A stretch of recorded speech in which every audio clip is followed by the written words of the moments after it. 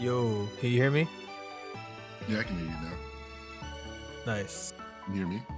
Yes, I can hear you. Let's make sure everything's good. I recently upgraded my system to Windows 11. I did a stream yesterday testing things out. So, Windows 11 with their Copilot and their goddamn whatever that feature was that they had to backtrack because they realized it'd be a security issue. oh yeah, yeah, there's a lot of that going on. Now, I took a power nap, so I'm like slowly booting up, but I feel a lot better than I did earlier. I'll say that much at least. So that power nap should last me about a couple more hours now before I start feeling We'll, tired again. we'll see about that. How many fingers am I holding up right now? You're not holding up 15? But dang, he's good. Come on now. Muska. You see, my vision isn't gone at least. Yeah. Oh, I need to mute because I was like literally about to crunch into a chip that would blow up everyone's ears. Oh yeah, that would have been awful. You don't have all the cool sound effects I have. Speaking of which, sound. I was gonna say, who needs sound effects when you got this golden voice of a million thousand voices? that is actually Like pretty this. true. That is true. For I had to have it on three. I had that on 3 different layers to make mine even sound close to yours. What you about to say though? I was gonna make a joke, say like, for example, I'm an old man. Now I'm a little girl. Now I'm a big girl. Now I'm an adult. Now I'm another old man. Now I'm an old man from the South. See, that's 6 voices right there. You know what? I got something for you. I'm gonna fix you. So I got about 2 more minutes in my intro anyway. I'm gonna fix you. Give me a second. Gotta make sure I find it. Just you wait. Just you wait. I'm waiting. Also, is it not picking up the chip crunch? No. Oh dang, Discord's a little too good. Wait, maybe Yeah. that's why my side of the audio sounds so low comparatively. Well, what do you mean? How do you know your audio sounds low? Because when I listen to the recording from OBS, despite me literally being in the red, I still sound lower than you. It's quieter than you when listening to the recordings. Oh, talking about on your side or mine? On my side. Okay, yeah. That's always a weird thing to kind of measure because I feel like the same thing kind of happens to me too. Like I'll be like, I'm always louder than you too, but like I said, I have a lot of different stuff going on with my mic, but even between the effects, I have you're using a Yeti, aren't you? Yeah. Yeah, I'm using like a mixer, like I'm using like a digital mixer for my with my Elgato Wave mic. So there may be some other, and I got the mic really close to my mouth versus you. Maybe. That's probably, I mean, but still, the fact that it's reading in red on mine, I'm usually worried about peaking, and that doesn't seem to be happening. Yeah, you usually don't want it to be in red. You kind of want it to stop at yellow because if you get any louder, then that's when it's going to be really bad. So yeah, you kind of want it to stop. I have a compressor on that will compress my voice. So I'm yelling right now, but it probably didn't sound like I was yelling. Like it may have sounded like it, but it didn't peak. I'm sure it wasn't even loud for you, was it?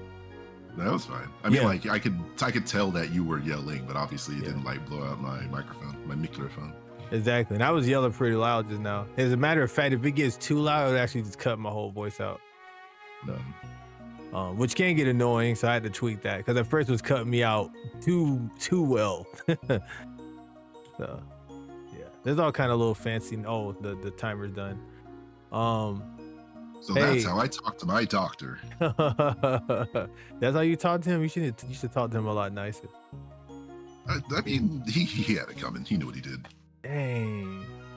And I will not apologize. Dang. That's crazy work. I'm not Also, I gonna should lie. probably start recording on my end. You probably should. Hello, chat. Hello. What's up, RC? How we doing? I know people maybe start coming in here in a little bit here. Welcome to Pause for Effects, news and discussion podcast. Even though recently, yeah, I mean, it's pretty much still been doing that. This is your host who just got done taking a power nap, Loxus, formerly Lox_TV, now Club_Loxus, and my co-host, Who will forever have the power, DT Foe. Welcome in. What are we talking about? In the title, I put the big discussion topics in the title. So, I need to actually bring back. I used to have like current topic stuff set because I know people come in randomly into the stream and they're like, "Oh, what were you talking about?" Current. No, every time they ask, we'll just fill them in every single time. That would be lovely, actually. And then we will start from scratch every time they ask, just to make sure absolutely no one is missing out on the content. No, that sounds like a lot of work. You know what? You're right. You're right. It's worth it. Yeah, exactly. You can do that. I like that idea. Yeah. All right. So, a new guy just came in. All right. So, welcome to the Pause for Effects podcast. I'm your host. Oh, another guy came in. All right. Welcome to the Pause for Effects podcast. I'm your co. All right. Another guy came in. All right. So, welcome to. Oh my goodness. What have? So we can make this brief because we got a lot to talk about. So, we can talk about what we've been up to and anything new and stuff while, we get time for people to pop on in here and stuff. So DD4, what you been up to recently? I have been continuing to make decent progress in general obligated artwork that I'm getting, like, every time. I keep saying it every time, but I keep getting closer and closer to the point where it's like freedom. I can almost taste it. And I'm another step closer on that front. Unfortunately, due to general commission work and my general work style, I usually don't specify what that is because it's more between me and the client until like it's publicly posted. And some of that stuff is just not going to be mentioned on Pause for Effects anyways. Yep. But basically, long story short, for now, until the April Fool's special in 2026, which will be Pause for Effects with a PAWZ because we're that cool. Oh. PAW. You said PAW? That you just said? PAWZ instead of PAWS. Wow. Wait. That's not our thing, though. All right. So the current name, that's why it was big. It was a joke, Luxus. So we are Pause for FX, PAUSE for FX. But the joke is that for an April Fool's episode, it will be PAWZ for FX. All right, listen. I just woke up from my nap, bro. I'm so dang groggy. I'm thinking of the acronym. I haven't had it spelled all the way out in a while. So I was thinking about the PA. Wait. Well, no, it's P4FX. PAUSE, yes. No. I was thinking of the acronym P4FX. That's what I was thinking of. Yeah, I mean, if I can figure a pun for the FX, that'd be funnier. But nah, for now, the joke would just be pause with an ooh dog paw, basically. And yes, explicitly the ooh. There is no omitting that part. Crap. maybe you can omit the oh whoa, but not the ooh woo. Just to be clear. Criminy. Jiminy Cricket. But away from art-based stuff, it's been usual kind. I mean, it's funny, ever since we came back from that Switch 2 event, I've slowed down with all the cool Switch games I want to play. Because it's all right, this could get an update later, which will make it an even better experience. So let me just slow my roll here. But even within that time, I've been playing lower stakes, lower scale games. I told you, I think over a quick phone call, that I recently 100%ed the Grand Prix in Mario Kart 8 Deluxe. So that's all the main cups and then all the DLC cups, 3 stars, all CCs, mirror, and 200cc. And in that journey, I realized 200cc is way more fun than I remember if you can wrap your head around it. How do you do you sometimes play in 200cc or do you just stick to 150? Well, I don't really have. Unfortunately, I don't have control over it. I don't have control over it whenever I'm playing on because I mostly do worldwide or regional. They base that off of your rank, which I think is kind of interesting. Where the higher, the lower your rank is, that's going to be the CC bracket you're in. Where I'm at, I should be in more 200cc races, but I feel like they did something in the last year or so, because I feel like I don't really get 200cc. Anyways, to answer your question, if I could pick, I would actually pick 200cc way more, honestly. And back in Mario Kart 8, the original, when they added 200cc, I would actually you could actually pick custom races when you went online, and I would always pick 200cc. So I like it a lot. Basically, I was trying not to ramble, but long and short of it, I like 200cc. I think it's cool. I don't like having a brake drift a lot, but I do like the speed of it. Yeah, that's unfortunately the trade-off. And that's what I also think about too, because there's some stages, like once you get that flow state, like you're barely hitting the brake or you're not like mashing on the brake. But then there's some stages where it really does feel like you have to come to a near stop just to make sure you don't hit a wall or go out of bounds. Right. Exactly. Yeah, but so yeah, Mario Kart 8 basically got that. I usually go against playing a certain game too much when its sequel comes out of fear of burnout. But this one I feel like, all right, still a month still a month to go, and just like get it all out of my system. So away from that, my brother and I, we took advantage of that new Switch update that's getting ready for the Switch 2. But one of the things they added was virtual card lending. So any digital game that you purchase, you can like lend to people within the family plan. So he actually lent me a game called Shovel Knight Dig, which is like kind of a sequel, kind of a spin-off, but part of the Shovel Knight series. And you know, it was a game I was curious about playing, but just didn't have high priority to purchase. So we decided to test the virtual game card lending, and like he lent it to me and said, you have 2 weeks to play it. And it's like, okay, cool, bet. And like I was just playing it for funsies, and I realized like, oh, I could probably hit the credits if I get serious about it. And I did it. And I was able to hit the credits before time ran out. So ultimately, no shade to Yacht Club Games, I was able to beat a game without having to purchase it and then give it back to him, basically. And I think that's really cool. I also think that's pretty neat. Yeah, I think they're neat.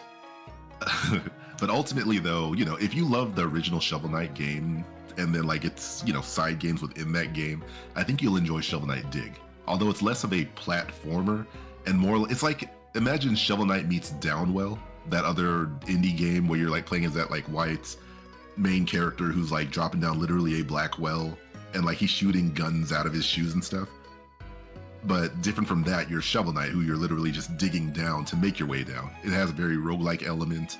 I think only 5 or 6 stages, so it's not very long, but it is challenging. Like it's literally designed to do multiple runs.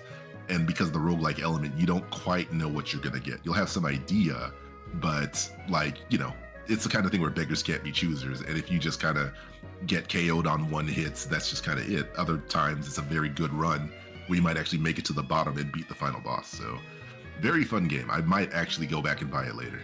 That's how they get you. Nice. And the sorry, what were you gonna add? No, you go ahead, you continue. Oh, I was gonna say, away from that, that's kind of all the main stuff that I think is worth covering as far as what we've been up to.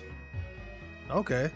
Well, first of all, I think that's pretty neat. I'm glad that you and your bro actually took advantage of that new game share feature and all of that. I've had a chance to really use it yet myself. But I do plan on like letting my mom, because you know, my mother and father are both on our family plan. So I can lend them games, and you can lend each other games too. You know, if we have games that you know, that we don't have. We talked about that earlier, how cool that's gonna be now. I think it's really neat how it's almost like they're bringing back a lot of stuff from our childhood, but expanding on it. You know what I'm saying? So it's kind of like we used to loan each other games a lot, especially while we were in camp. Like I said, if you guys don't know, me and DT4 grew up pretty much kind of at this. Well, we didn't grow up at the same camp, but yeah, I guess did we technically grow? I don't know if I want to say we grew up at the same camp. We were at the same camp together as kids, basically. And you know, we used to lend games out to each other a lot. We used to give each other, you know, we used to lend games out. We used to lend accessories out, things of that nature, sometimes for weeks at a time. So this new virtual game card thing is kind of like that, honestly, just more fully realized. And the fact that they have a limit on it, I think is really nice too. So that, you know, the people have to give it back to you in case they forget to. And I think you can just straight up get it back yourself. You can like cancel the thing, I think, and just get it back, I think. So yeah, no, there isn't. If you're the one who lent it, you have an option to say, you know what, I want it back now, and then you can just like take it back from them. They'll be surprised later. But basically, gone are the days of, oh, I lent my 1080 snowboarding to that kid in school, and then he moved away. Right. But then again, that should not be happening in our current age of 30 somethings. It shouldn't be, but be surprised. Oh boy. No, no, don't let me lose even more hope in humanity. Because there are people out there who would absolutely sell the games that they borrowed from you if they're desperate and or greedy enough. Oh, absolutely. I dealt with a lot of people that did a lot of stupid BS like that growing up. So, um, but yeah. Oh, so, as far as things I've been up to, man, where do I start? So I've been playing a lot of Haste. I love Haste. This game is so fun. Did I tell you about this game already? I don't think you have, but I'm about to Google it right now. Oh wait, I had it up. Oh, it's that running platformer game where you're like kind of going up and down hills and using momentum, and like the YouTube things will say like, oh, it's even better than Sonic. Oh my god, yeah, pretty much. Like, oh, it's the next Sonic. Oh my goodness, but like But we can't let games stand on their own merit. No, we cannot. And this game is actually not. It gives you the same adrenaline rush and dopamine hit that a Sonic Boost game would typically give you. But it's different. I wouldn't even say it's even like Sonic. Like once you play it, it just kind of has its own identity, which I like a lot. This game has like it moves on its own. Like if she runs on her own, you can stop her from running if you want to, but you have so much control over your movement, which is fun. You can't jump, but that's like the interesting part. That's the part I think a lot of people kind of have to get used to because it's not Sonic. I'm even hesitant to even call it a platformer, to be honest, in some ways, but I guess it kind of is. But you can like you have like a meter, like an energy meter that you fill up from like landing perfect landings, because it's really more about your landings than anything. When you land, you get good, you get perfect, goods, okays, and bads. And the more perfects you get, the better, because it fills up your energy meter, and you can use your special ability that you can equip for each of your runs. Like you can equip like a surfboard, which maintains your speed or even boosts your speed. You can get these wings that helps you like have an extra jump. It actually gives you a jump actually. You can get a grappling hook. Like there's all kind of stuff you can get, which is interesting. So like everyone's playthrough is going to be completely different. Also, it's a roguelike, so which is really cool. So you get different like perks and everything with it too. So once again, everyone's run is going to be completely different because it's randomized. But it does have a world system to it when you first play it with bosses in it. But you have different seeds and paths. Once you fully beat the game, or you can do it even before you beat the game, they got like an endless runner mode where you can just try to see how far you can get. You can raise the difficulty and everything on it. Like even right now while we're playing, I'm doing because I already beat the game, the main campaign for it at least. I'm doing the oh crap. I got bodied. I'm doing it a very hard run on it as we speak right now. So and yeah, pretty nice. I love it.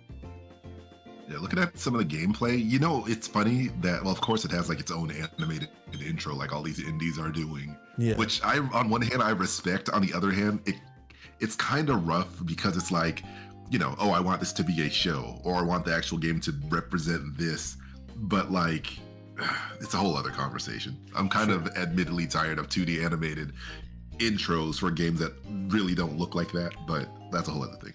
But as far as like that. Yeah, I'm on the Steam page now, so they have like a gameplay trailer as a first thing, and then the cinematic trailer as a second one. Oh. Yeah, it looks good. Like full respect to the devs and the animators. It's just like it's that personal feeling of like you're kind of putting in the feeling of wanting more, and clearly there's not going to be more because this is just not the bread and butter. This is just like making it fancy for the heck of it to like bring you on board. Sure. Yeah. And she uses a board too, but the running motion, for some reason, kind of reminds me of Spark the Electric Jester 3, which very much has like a Sonic Adventure 2 style running style. Yes. Yeah, but as far as the gameplay goes, if I was to equate it to something else, I'm not sure if you remember this old iPhone, iPad game called Tiny Bird. No. Okay, so it's a kind of like slow, perfect landing, maintain momentum kind of game as well, except that's 2D, where you're playing as a bird, and like they don't conventionally fly, so they slide down hills, and like if you press and hold, they'll gain momentum, and like if you let go, they'll jump off the hill, and then you have to hit the hill just right to, you know, gain momentum before the sun sets and like the run ends. Yes, So yes. yeah, It is very similar to that because you have this giant black hole chasing you from behind, and every time you hit, like if you don't hit okay, when you get to the harder levels and the harder difficulties, if you have to basically constantly hit perfect. Because if you hit like one bad or good, like it's already the black hole's chasing you, and the closer it gets, the more damage it continuously does until you die. So. and like I see it has a demo on PC, but like my PC's gonna blow up running this kind of game. Yeah, this game is very nice looking. Of course, you can turn down the I'm sure you could turn down the graphics though, and all the crazy effects. Remember when I was showing you that video, like how Monster Hunter World runs on like a potato? Boy, that was hilarious. I'm not gonna hold you. Yeah, that's probably what it's gonna look like on my computer. So I'll put it on my wish list. I'll maybe try the demo, but I'm not gonna put my hopes up with that. But it does look like a good game. Is it on the Switch? Probably not. Well, actually, I'm looking for that right now. Probably not, but it would make sense to bring it to the Switch too if they're listening to this podcast, which they're not. It should, because it runs perfectly on my Steam Deck. So of course that's with me turning some stuff down. So Switch 2 should run this thing easy peasy. Lemon squeezy. With lemon squeezy, unless it's not optimized right. But yeah, with the Switch 2 first should be fine. And speaking of Switch 2 and searching on the eShop, apparently now they added a option where you can like include Switch 2 product results in your searches on the Switch eShop right now. Interesting. So what do you mean by that? So like I was trying to look for haste and like it wasn't showing up on the search function, but there's like a little check on the top of the screen that was saying like, let me see if I can search it again. And and salute to you for being able to wait 20 minutes for everything to load on that to even get that information. Oh, it's I mean, personally, I feel like I've never really had a real problem. Wow. But also apparently in more recent updates, it's been running a little bit better.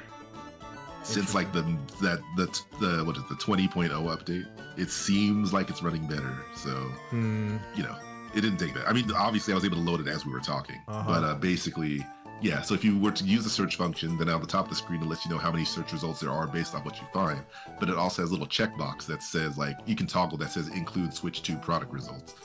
So if I was to search for Mario Kart, you know what? 8? Yeah. The Mario Kart World, I mean. Yeah, if I was just to put out like Mario, yeah, I'll just put out Mario and see what the search thing pulls up. Mario. What do you mean there's 0 games? Well, so much for that. So yeah, obviously the usual Switch Mario games are showing up, but going a bit lower. Okay, now it's taking time to load. How'd you up already, huh? Well, okay, yeah, Mario Kart World. Sorry. No, you're fine.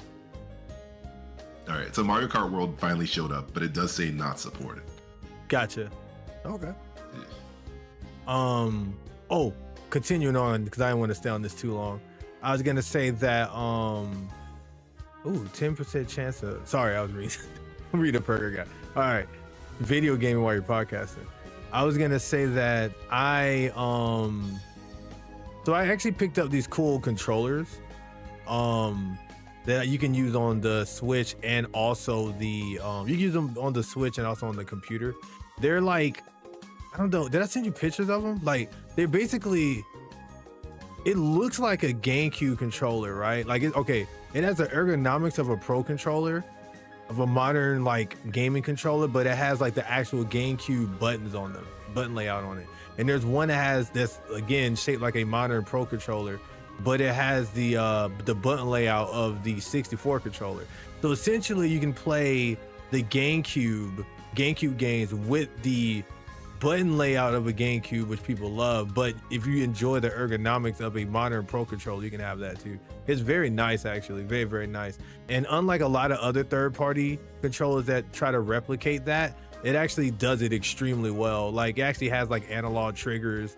It has the control stick with the ring format on the thumbsticks part of it, because, you know, a lot of them use that new modern, I think it's like a little circular indent they use that I'm not particularly a big fan of. It has a tiny C stick. Like, all of it it's great. I wouldn't use it to play Smash though, because it's still third party and it's still some concessions you're gonna have to take with that. But it's pretty cool. And the 64 one, same thing. It actually has the C buttons which is pretty nice. It still has the same type of stick from like a 64 and all of that. But again, with the modern, but just with a modern touch up, and they're both really nice, easy to connect, Bluetooth. You can, both of them are the GameCube one is Bluetooth, USB 2.4, which means you can use a wireless USB, and it's also wired if you want to. And the 64 is Bluetooth and wired. What's the brand name? I think it's called Retro Fighters. I thought, but I didn't send you a picture. Oh, maybe I was thinking like, is that the Defender? Like, is it called the Defender? I don't think so. Oh, I didn't send you the picture? Hold on. Probably. Wow. I mean, maybe you did. I don't remember. No, I'm sending it to you now. But yeah, these are really, really nice. I was testing it out on a I was playing like a fan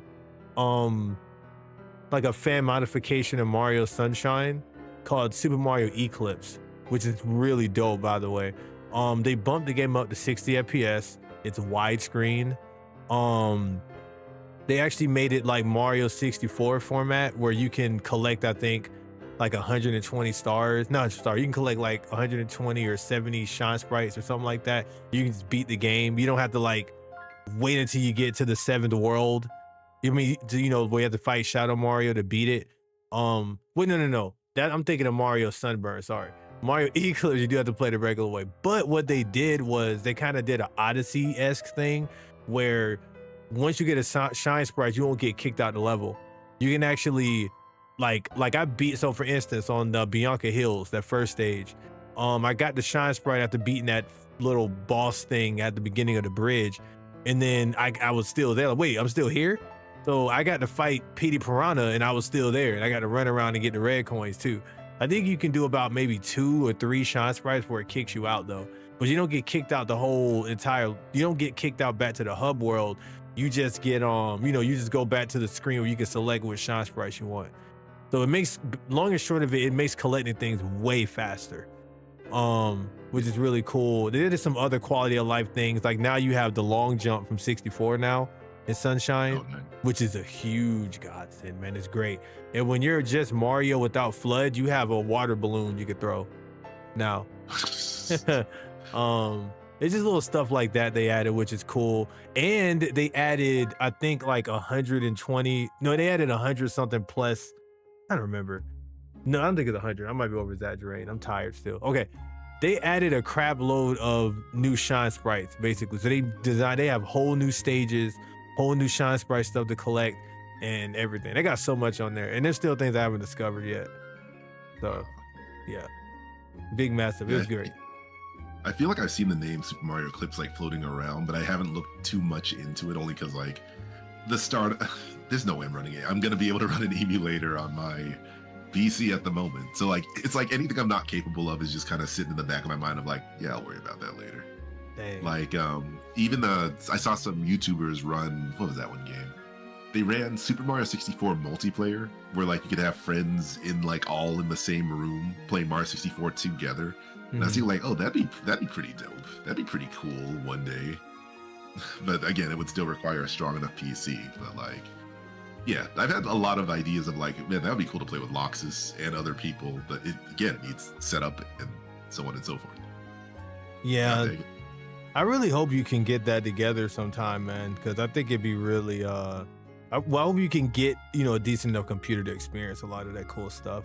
But yeah, outside of that, that's basically it outside of, you know, what we're going to discuss with the Switch 2, our main topics and all of that. So while I'm sending you the picture and stuff.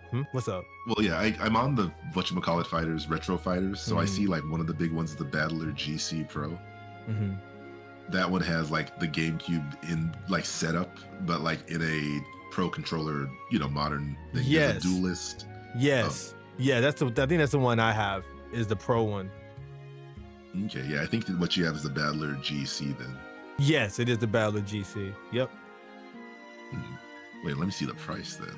Because I mean, like, you know, you're telling me, but we're also trying to inform the people that are listening to this and our sexy voices. $45. Yeah. Wait a minute. So that's actually fairly cheap Yeah. Yeah, because you said it. Okay, you said it like it was high. That's why I was like, I'm curious about that. Yeah, no, I mean, compared to how much Nintendo will be selling like the official GameCube controller, which will also be wireless and official, but yeah, I think the official one is going to be like $65. So, At this isn't a first. bad option, especially considering it'll work with PC. But does it have analog triggers? Yep. No. Yeah, I said that. Oh, my bad. It has analog oops. and mouse click triggers. Oh, wow. Now, granted, it's not. It's in the style of a Pro Controller trigger. It's like a Pro Controller trigger, like the way it's designed, but it's analog though. So That's fair. Yeah. Like so, that, you could like apply various levels of pressure. Like Mario, Yeah. I almost said Sunshine. Yeah. I was actually playing that's- Sunshine with it, and I could actually apply pressure with it. Yep, you can. And I think there's a way you can make it where it just clicks down automatic. No, well, maybe not. No, I'm thinking of my other controller. But no, it's literally like everything you like about a GameCube controller with a better D-pad on here. The only thing is the face button. This is minute. The face buttons aren't as soft. Oh, that's not the word I want to use.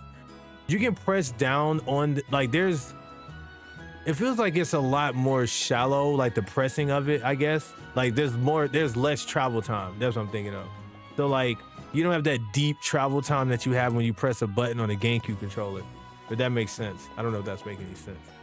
Yeah, that makes sense because the buttons are basically flushed to the controller. It's not like sticking out like the GameCube controller, which is like that dome, which it has like a spring loading, basically. Yes, exactly. Okay, yeah, you get it. Yeah. Of course I get it. I'm DT Foe.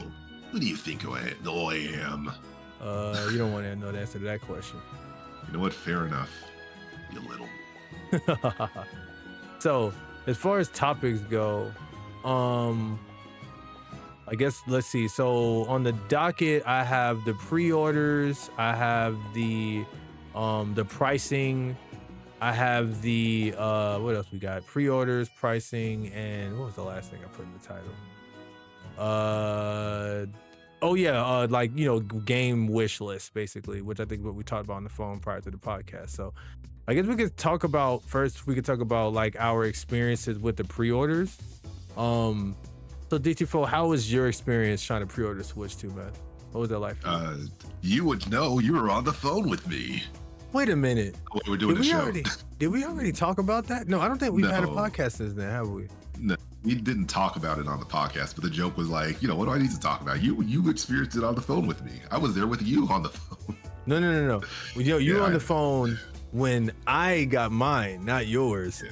Yeah. No, I filled you in after. Okay, basically, this was a shared experience for anyone who's listening. That like, because of my current, admittedly economic situation, the chance for me to order online when things were going live that night, which shoot, that was almost a month ago, was it? No, it wasn't a month ago yet. Like 2-3 weeks ago.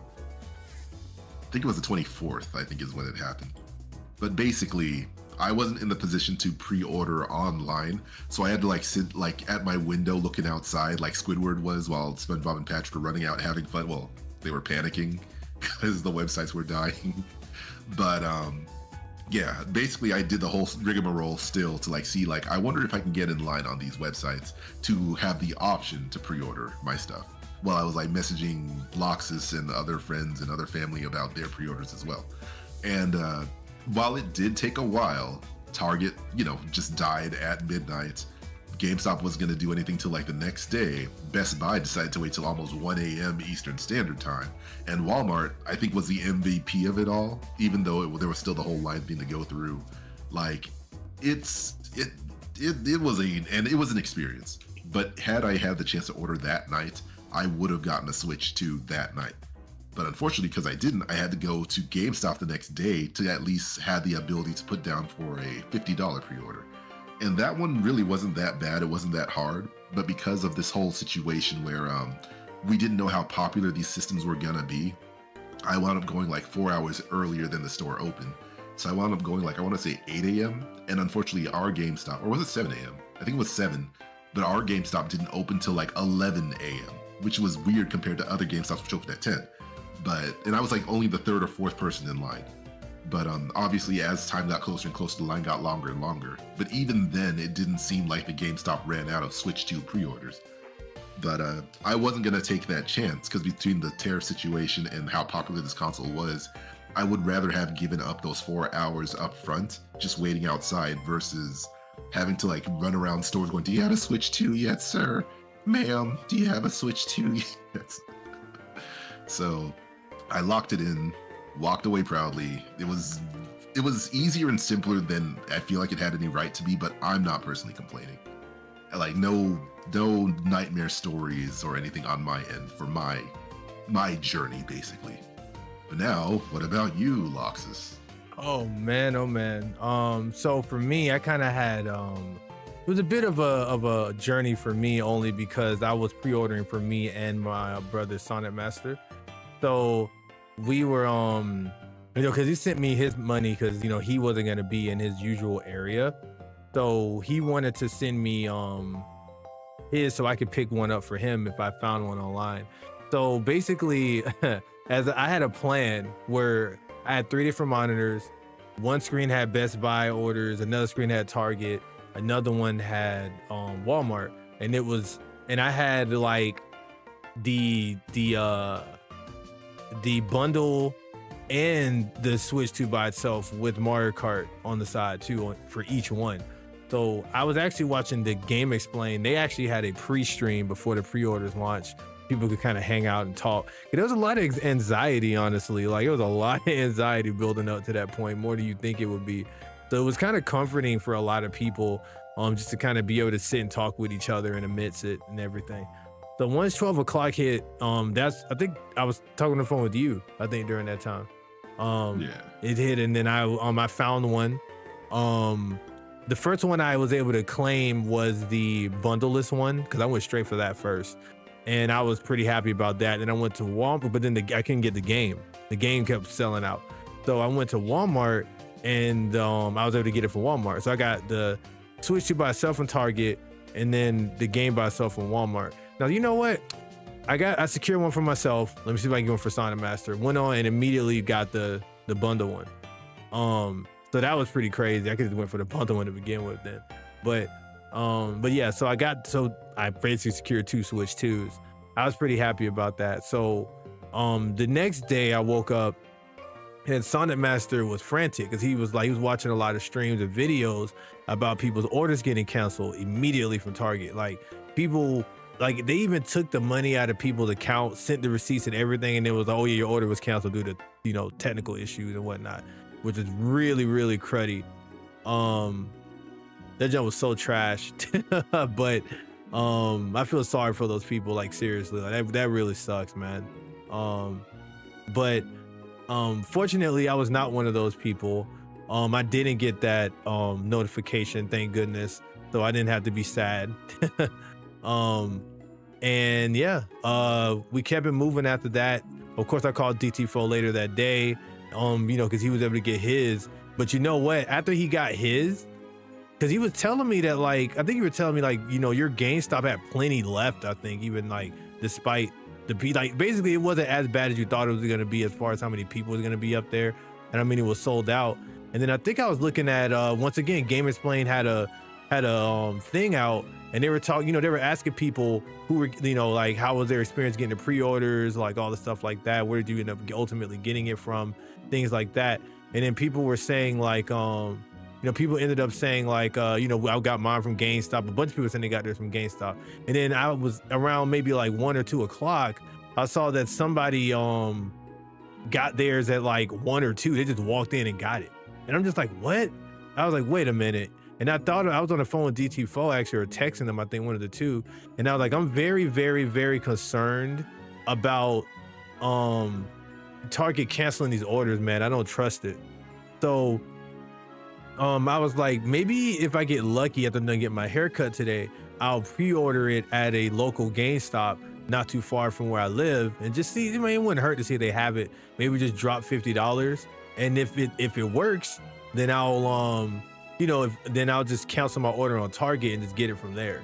And sure enough, I called up there to the one like maybe 12, 13 minutes away from me, and they was like, yeah, we have a few left, so if you want one, you got to come and get it. and went there at 3 o'clock, and they had like 2 left, and I went and got one. I got but they only had the Switch 2 without the game, and I'm like, I don't care about that. I'll just download it off the eShop. So yeah. I ended up getting that, canceled my order from Target, but kept Sonic Masters, and then ended up having the pre-order. So now I got and then the next day I went and paid it fully off. So now I've just got to go over there and get it, and it's over with now. Now the only other thing I'll say is that what was kind of scary is I don't even think I told you about this, DT4. A couple of days ago, I actually got notification from Target and Walmart stating that my order got canceled. Actually from Target. Yeah, and Walmart. Target and Walmart said both orders were canceled. So I was like, what the fudge? So they sent me the money back and everything, dude. So I was like, I messaged Sonic Master and sent him his money back. And I was like, dude, like this kind of sucks, man. But we tried, and I'm like, maybe, it just took a while for it to get out. But something in me was like, nah, something about this don't seem right. Just in the sense of like just the way it happened. I felt like maybe there's some kind of glitch or something, or maybe they might be testing to make sure it's not like a bot account, because I paid for my Target and Walmart using my Cash App account. So it made like maybe there was some, they're testing things out because it's a prepaid card technically or something. So I was like, just have your money ready to send back to me just in case, because I'm gonna be really mad if I'm just at work and then all of a sudden I'm withdrawing like $500+ out of nowhere in my account because they were trying to just test it or something. So sure enough, like a day or two later, they ended up saying, hey, we tried to withdraw your money, send it back within the next 2 days, or we're canceling your order. And Sonic Master sent it back, and I was straight.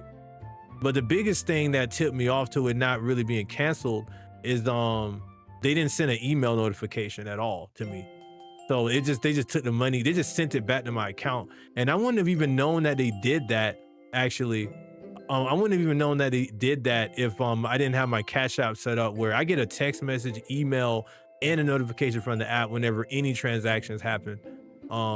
So I wouldn't have even known that happened had they not, had I not gotten those notifications. So I say that to say that if you got your order canceled and you didn't get an email notification, at least don't lose hope. So. And then chances are as well, like they're trying to allocate more Switches out there. So like they're probably going to open for pre-orders a couple more times before, release day, basically. Sure. RC in the chat says, what's up, RC and me, by the way? So like, do you have a pre-order? Yeah, I do.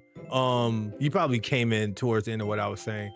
Long and short of it, I have a pre-order at GameStop already secured for myself that I can get, I think, at the midnight launch, so I'm good. The one I was concerned about was Sonic Masters. That's the one that got supposedly canceled, but they ended up, it wasn't actually canceled. They were just testing the thing. So yeah. What a way to like cause a heart attack for some people. Yes, dude. I had so much anxiety. I didn't even sleep good that night, man.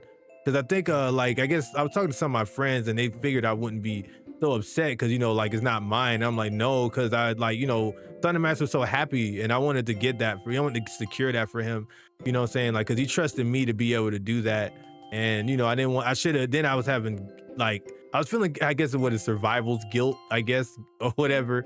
Because I was just like, I could have, in hindsight, I should have just canceled his order too and dropped 50 for his as well. But I wasn't thinking, during that time. But it worked out anyway. You would have needed his GameStop account to do it at the same store, or I think any GameStops actually. Yeah, I ended up reading about that, and then even then, they may not even let me do it anyway, on his behalf like that. So yeah. But yeah, no, RC, you're right. Pre-ordering in-store was way less stressful. The worst part of it was just hoping that there weren't a lot of no-lifers there who kind of numbered you out.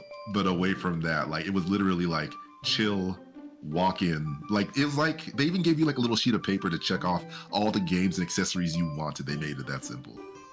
God dang it. Oh, okay. Yeah. But no, it's ultimately it's good that it's all kind of working out for us right now. Fingers crossed it remains that way as we are entering 25 days till release. It is simultaneously getting more exciting, but also the small part of me is a little bit concerned of like once we get it in our hands, it's just going to be a little bit ho hum about it. Like, oh boy, Switch 2. It sure is a Switch. It's just a So, Switch. oh man, that brings me to the next thing. Okay, you know what? No, we can go into. Well, I don't know how long we're gonna be on that. Okay, pin that. Can you remember to talk about that? Yeah. Because I got something I want to say about that. Okay, so let's go back. How do you feel about the chances of anyone that missed a pre-order being able to get a Switch 2 at this point on during the launch, and or like even them doing another pre-order maybe even before then? What do you think, or what have you heard, like stuff like that? I'm feeling relatively confident for people, but it's easy to say on this side of things where I don't have to keep hitting the reload button or F5ing Twitter or Reddit or Mario 64. So like, you know, I'm saying this from a perspective where I'm kind of sitting pretty, but just like historically, I think pre-orders will likely open up at least one more time before launch, or at least a chance to buy it straight up on launch day for some people. Right. It's just mainly that that day was the best day to try to get a pre-order so that you don't have to sweat it in the future. Yeah, that's true. Yeah, I think so. And then especially with heard a lot of news about how the tariffs could actually affect the pricing on the Switch 2 in hindsight, because I know there's people that's like, oh well, they're not going to raise the price of the Switch 2 because they already have it set in stone. And I'm like, well, then we saw Xbox raise their prices. So yeah. So that's why it's like now is the best time to get one. Buy your cases, buy all of your protective gear that you can for your Switch 2. Get your warranties, get everything that you can, because you're gonna want to hold on to that thing with dear life. So, matter of fact, I already bought a Satisfy grip and a case already, a hard case already for it. So, yeah. I would say the accessories probably won't be the biggest concern. Like, unfortunately, they are the things that are like getting their prices raised like sooner than the system itself. Like, I think it's been speculated that what's that? Oh no, I was gonna say no. I didn't mean the accessory. I'm sorry. I meant the console itself. Oh, okay, yeah. No, I just mentioned that I got those accessories to protect my Switch 2, so I don't have to worry about getting it. Oh, okay. Getting another one. But go ahead, continue. I'm sorry. I just wanted to clarify. But it is funny about the whole price raising thing, because like everyone was yelling at Nintendo to like lower their prices, and then like understandably they probably could still, but like in this economy. But then Microsoft is coming out of nowhere. Oh, the Microsoft one made me more angry than Nintendo's one, because Nintendo at least has the excuse of, okay, this is a brand new console, things are getting more expensive, so on and so forth. My brother and I went in together on an Xbox Series X. That console came out 2020. Why is a soon to be 5-year-old console being raised by $100? Yep. Like, I understand the economic reality of our time, but I will still stand by the fact that that is some old BS. God dang it! Isn't that console already not doing well anyway? On top of all of that, who the hell is going to pay that much money for an Xbox? So Microsoft's in like a weird position of what's the word? Not marketing, not business. I guess business. Like, I was trying to tell people who don't seem to agree with me on this, but it feels like Microsoft is in the position of Sega before they went out of business, or before they left the first party. But the problem is that unlike Sega, who eventually knew like when to pack it up, Microsoft seems like they're determined not to give up their market share.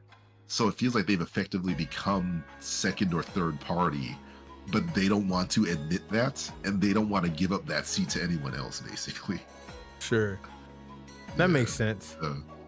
And like, I've tried, what's up? No, you go. Yeah, it's basically like, I've tried to bring that up with other people, and they don't quite understand the analogy, but I'm glad someone seems to understand it a little bit. Yeah. And I see RC in the chat, he mentioned that they are going to be raising the price on the Switch too. I remember, like I said, I guess we probably got the same source for that. So yeah, that's gonna suck for those people.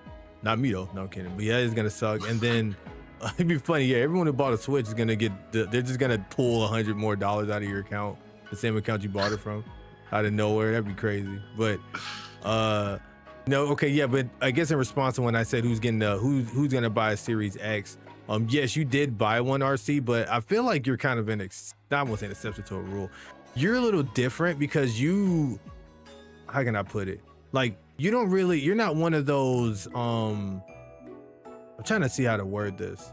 Okay, like for instance, I'm less likely to get a new Xbox than most people because I usually tend to stay within a certain range of console for myself. Like I usually either get a Sony console or a Nintendo console, right? Like I'll get the Nintendo console for the first party Nintendo games. I get the Sony console for everything else, basically. Except recently, now that I have a desktop, like a gaming computer, I don't really need the Sony thing anymore. My computer can do all of that now. I was gonna say that in the case of needing an Xbox, I wouldn't get one. Most people who have like a gaming computer typically wouldn't necessarily need an Xbox. You can just play most of those games on your computer anyway. So I guess that's more or less what I was talking about. You actually really love video games in itself. Like you like collecting things. Like you're a different kind of consumer, I think. But your point still stands that yeah, you are probably one of many people that would get an Xbox Series X just for the love of getting the console, trying it out, things like that, or maybe just being a fan of Xbox in general. But you are a true like gamer. Like you love. I could tell that you really love video games as a medium, and I can see why you would want to get a an Xbox Series X along with a PS5 and a Switch. So, I agree. Yeah, but Yeah, sorry. Oh no, you're good. I'm like, oh sorry. I was trying to figure like what can I add to like, God dang it, Discord. You go. Yeah, I forgot there was All right. delay in Discord technically. I was trying to figure what to add to the conversation, but I think you kind of like spat all the facts that you needed. We could actually get this thing. Us cutting each other off isn't nearly as bad as the other podcasts I watch. They have way more trouble than we do, but also because they have more than one person. It's only two of us. A lot of other podcasts have like 3 or 4 people talking. Something I saw one of them do. Shout out to Sunset City. They're a Sonic podcast. They're really cool. They actually have like a voice button that everyone can push, and it'll actually play like a sound effect from Sonic. It's actually pretty funny. And then like, so when they want to speak, they'll like know, beforehand, so they don't get cut off. That joke is hilarious. Cause in the middle of someone talking here, oh no, like, oh okay, Jeff, you want to say something? It's a good idea though. Yeah. I think we should steal it. We could, just have like we can have like some kind of funny button or something. So then if you want to chime in, you can press the button and like, oh okay, my bad, and then you go. And specifically the button just is like, okay, my bad, before someone starts talking. And then like if I'm trying to interrupt, like, okay, my bad, okay, my bad, okay, my bad, okay, my bad. That's what it's gonna sound like. Yeah, probably. You go. What's your next question? Okay. Well, I want to address this way. I've never owned an Xbox, so I have a ton of games to play on Series X. I'm talking OG 360s. That's pretty cool. So yeah, so this is your chance to basically catch up on everything Xbox. I kind of had a thought of doing that too, just like because I miss my Xbox 360 days a lot. Because that was really fun playing those games with DT4. So yeah, I was thinking about getting that new Xbox, and I was like, everyone's like, even people that had it was like, don't do it. So, jeez. But because to jump off that real quick, it's because Microsoft is also, my whole rant, I probably didn't get too deep into it, but it's because a lot of these games are also making it to other consoles. They are literally bringing Gears of War to a Sony console. And when they're doing that, it's the question of like, why would I buy an Xbox at this point, aside from the valid excuse of having a backlog of Xbox games to jump into? That as far as new games go, like, it's that kind of question. Unless you also want to utilize Game Pass, which is a very good deal for what it's worth, but that's also its own. But if you care about ownership of some level, then you wouldn't really be using Game Pass. That's true. Yeah. But even now, like the way things are going, especially with Nintendo, like even if you try to get a physical copy, it's almost like you're not owning it even now too. It kind of sucks. Because I was gonna make the jump back to physical games again, but I'm like, well, might as well just get it digital now then, since we're gonna be basically doing that anyway. So yeah, that key card nonsense is its own beast, and like, I think people have heard enough about it. It's just like frustrating where it's like game collection, and then like, oh, here's the game card with access to the game, but not only, I think I even talked to you about it. Like, not only do you have to subsidize your hard drive space for the game you have to download, but you're also subsidizing your game cartridge space that could otherwise hold another game. that just gives you access to a digital download game. But if you lose the cartridge, you then can't access that downloaded game that's literally sitting on your console. And understandably, what they're trying to avoid is people just handing out, buying these carts and then like returning them and then keeping the games. But like you'd think there would be a little bit more flexibility where it's like maybe, insert the cartridge once every 2 weeks to access your game. At least that would be cool. Right. Oh. Nope. So hungry. Yeah, man. Nah, bro. Nah, Brad. Yeah. Imagine he said that one time to Brad. Like, yeah, Brad. No, Brad. Oh god, I'm gonna lose this Balatro run. I still need to play that on my phone. I still haven't yet. Backlogged. But is anyone excited for Breath of the Wild Switch 2 edition? Not Breath of the Wild Switch 2 edition, but I'm excited for Tears of the Kingdom one because I still haven't beaten that game yet. So I'm more excited for the Tears of the Kingdom one. I'm actually holding off on that game until that comes out. I kind of almost want to start that junk over, but I'm not gonna do all that. I still got a lot to do, so I have a whole lot to do. So, honest question: how far are you now? I'm at the last. I don't know if it's the last one, but they got 4 dungeons. I'm about to travel to the 4th one, to the desert one. That's my last one. Shoot, that's kind of hard to determine because like the Breath of the Wild and Tears of the Kingdom games are very much not linear. So like you could say, oh, I'm on the 4th dungeon and I only have 3 hearts. Oh, I see what you're saying. So the way that I progress is like, I play it like a traditional Zelda game, I guess, where like I go from dungeon to dungeon basically, and I just do everything in between. I don't know how many hearts I have. I can't remember. I'd have to boot it up. But I went around, I beat 3 of the dungeons already. I beat 3 of the big dungeon areas or whatever. So the only one left is the desert one until whatever happens after that. Like I know in the original Zelda, like after you're done beating those, you go get the Master Sword and you can go to Ganon if you want to, and that's what I did. I don't know if that's the same on this one, but I don't necessarily need to know, I guess. But well, I guess it doesn't matter because it's all up to you. I haven't done anything in the depths yet at all. I think we talked about that actually because I was all scared, or you were telling me about how you can light things up and stuff down there. Like there was different things you can do. Yeah, big baby. So I'll go down there and check it out. So I got a whole area down there I haven't even looked at yet at all. So I haven't stepped foot in there yet besides the volcano stage. Yeah, it is kind of crazy to think about, like how can someone get so far in a game and not set foot down there, but at the same time, like it's built that way for the most part. Yeah. But I can guarantee you and anyone else who might be listening, like it is creepy, especially like when you're venturing in the dark, but there's no real level of like jump scare type horror down there basically. Yeah, like, there's an eeriness of seeing like I wonder what that is in the distance, and if you don't know about the light bloom seeds and how you can attach them to your vehicles, then it will be a lot more scarier to adventure around. But ultimately, like if I can do it and I can't stand horror and jump scares, I think a lot of people can. But obviously everyone's different too, et cetera, blah blah blah. But you know what I mean. Yeah, because I guess it just depends on what aspect of the things scare you. Like maybe you're a little more tolerant to like pitch black stuff and running into giant monsters, whereas that's kind of more that's where I'm like, no man, you got me there. Cause like I can even play games like DBD. Like DBD is fine. I don't really get scared playing that game per se. I don't play it a lot, but that's not why I don't play it, even though that's technically like a horror game where you're getting chased down by monsters and getting bodied. For me though, it scares me more is like the pitch black thing and you running into a giant monster thing. That's the part that freaks me out the most. But like I said, after talking about it with you and stuff, I'm like, it's probably not that bad. And if I stream it shouldn't be too bad.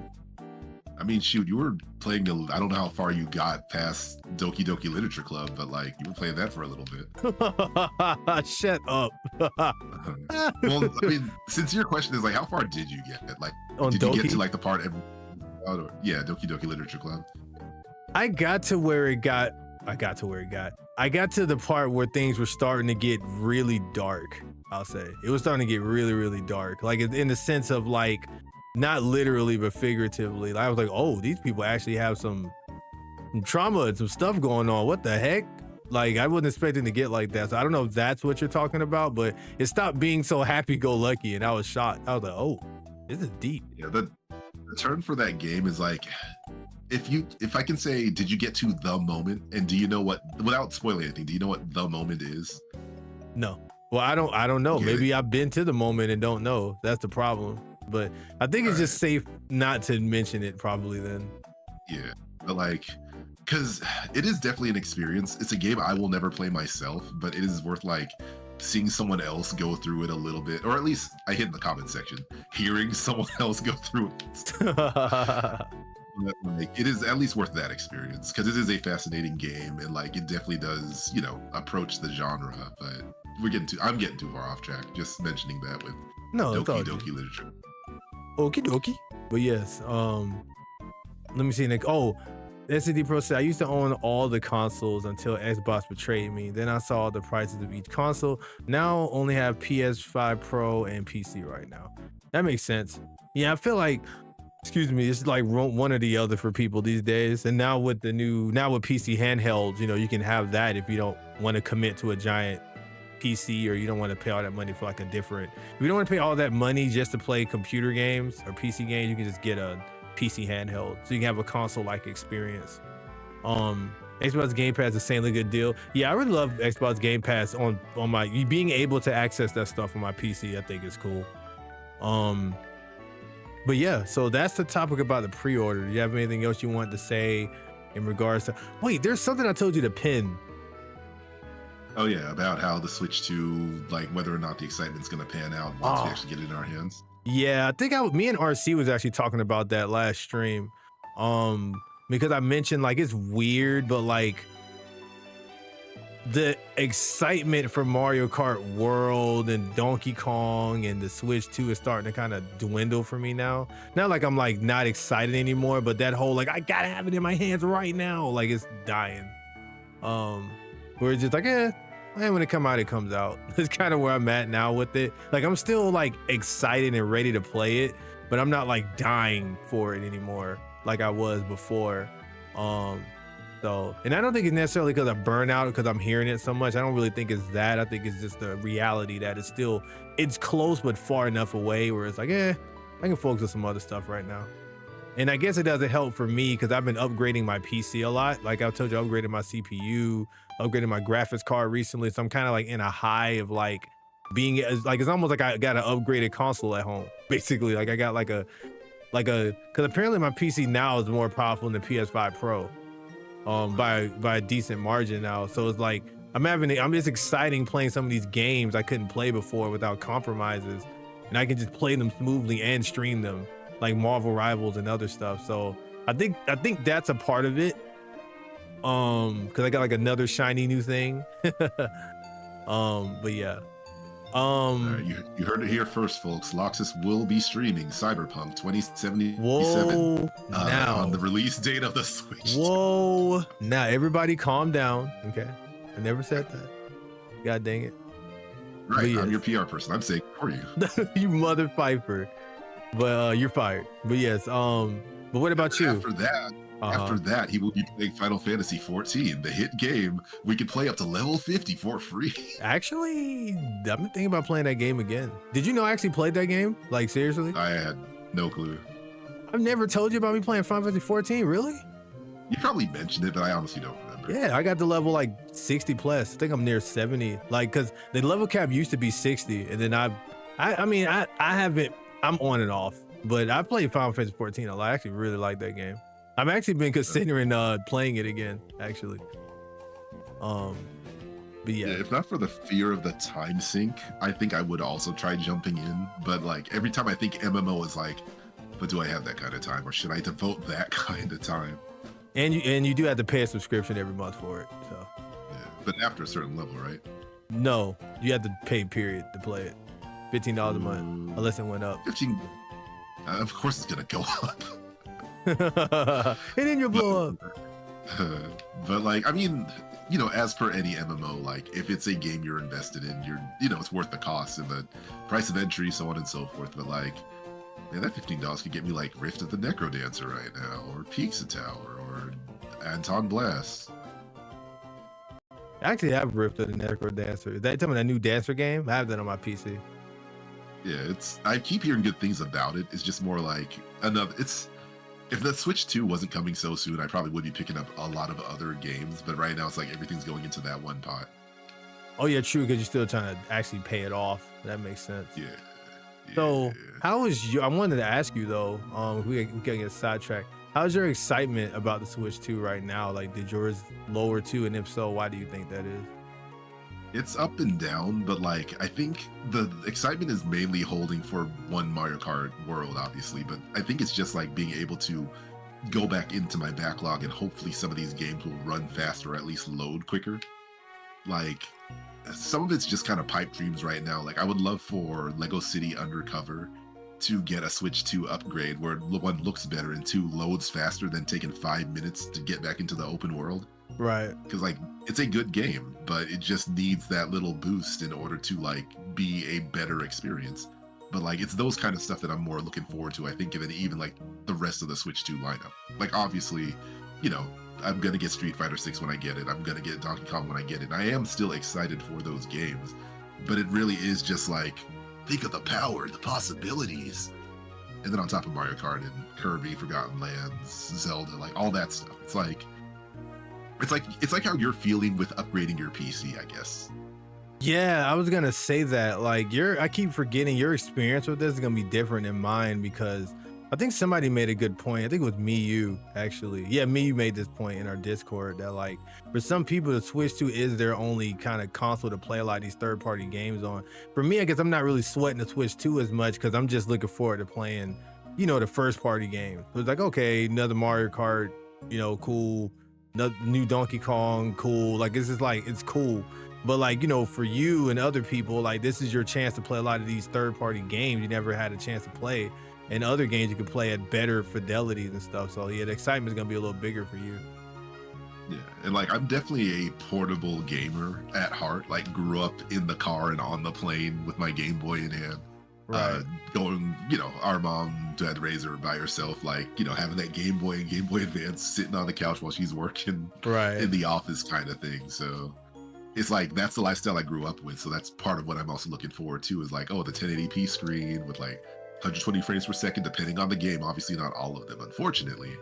But, you know, that accessibility is also cool because like not only are these games going to be portable, but also they will also look nicer on the TV screen.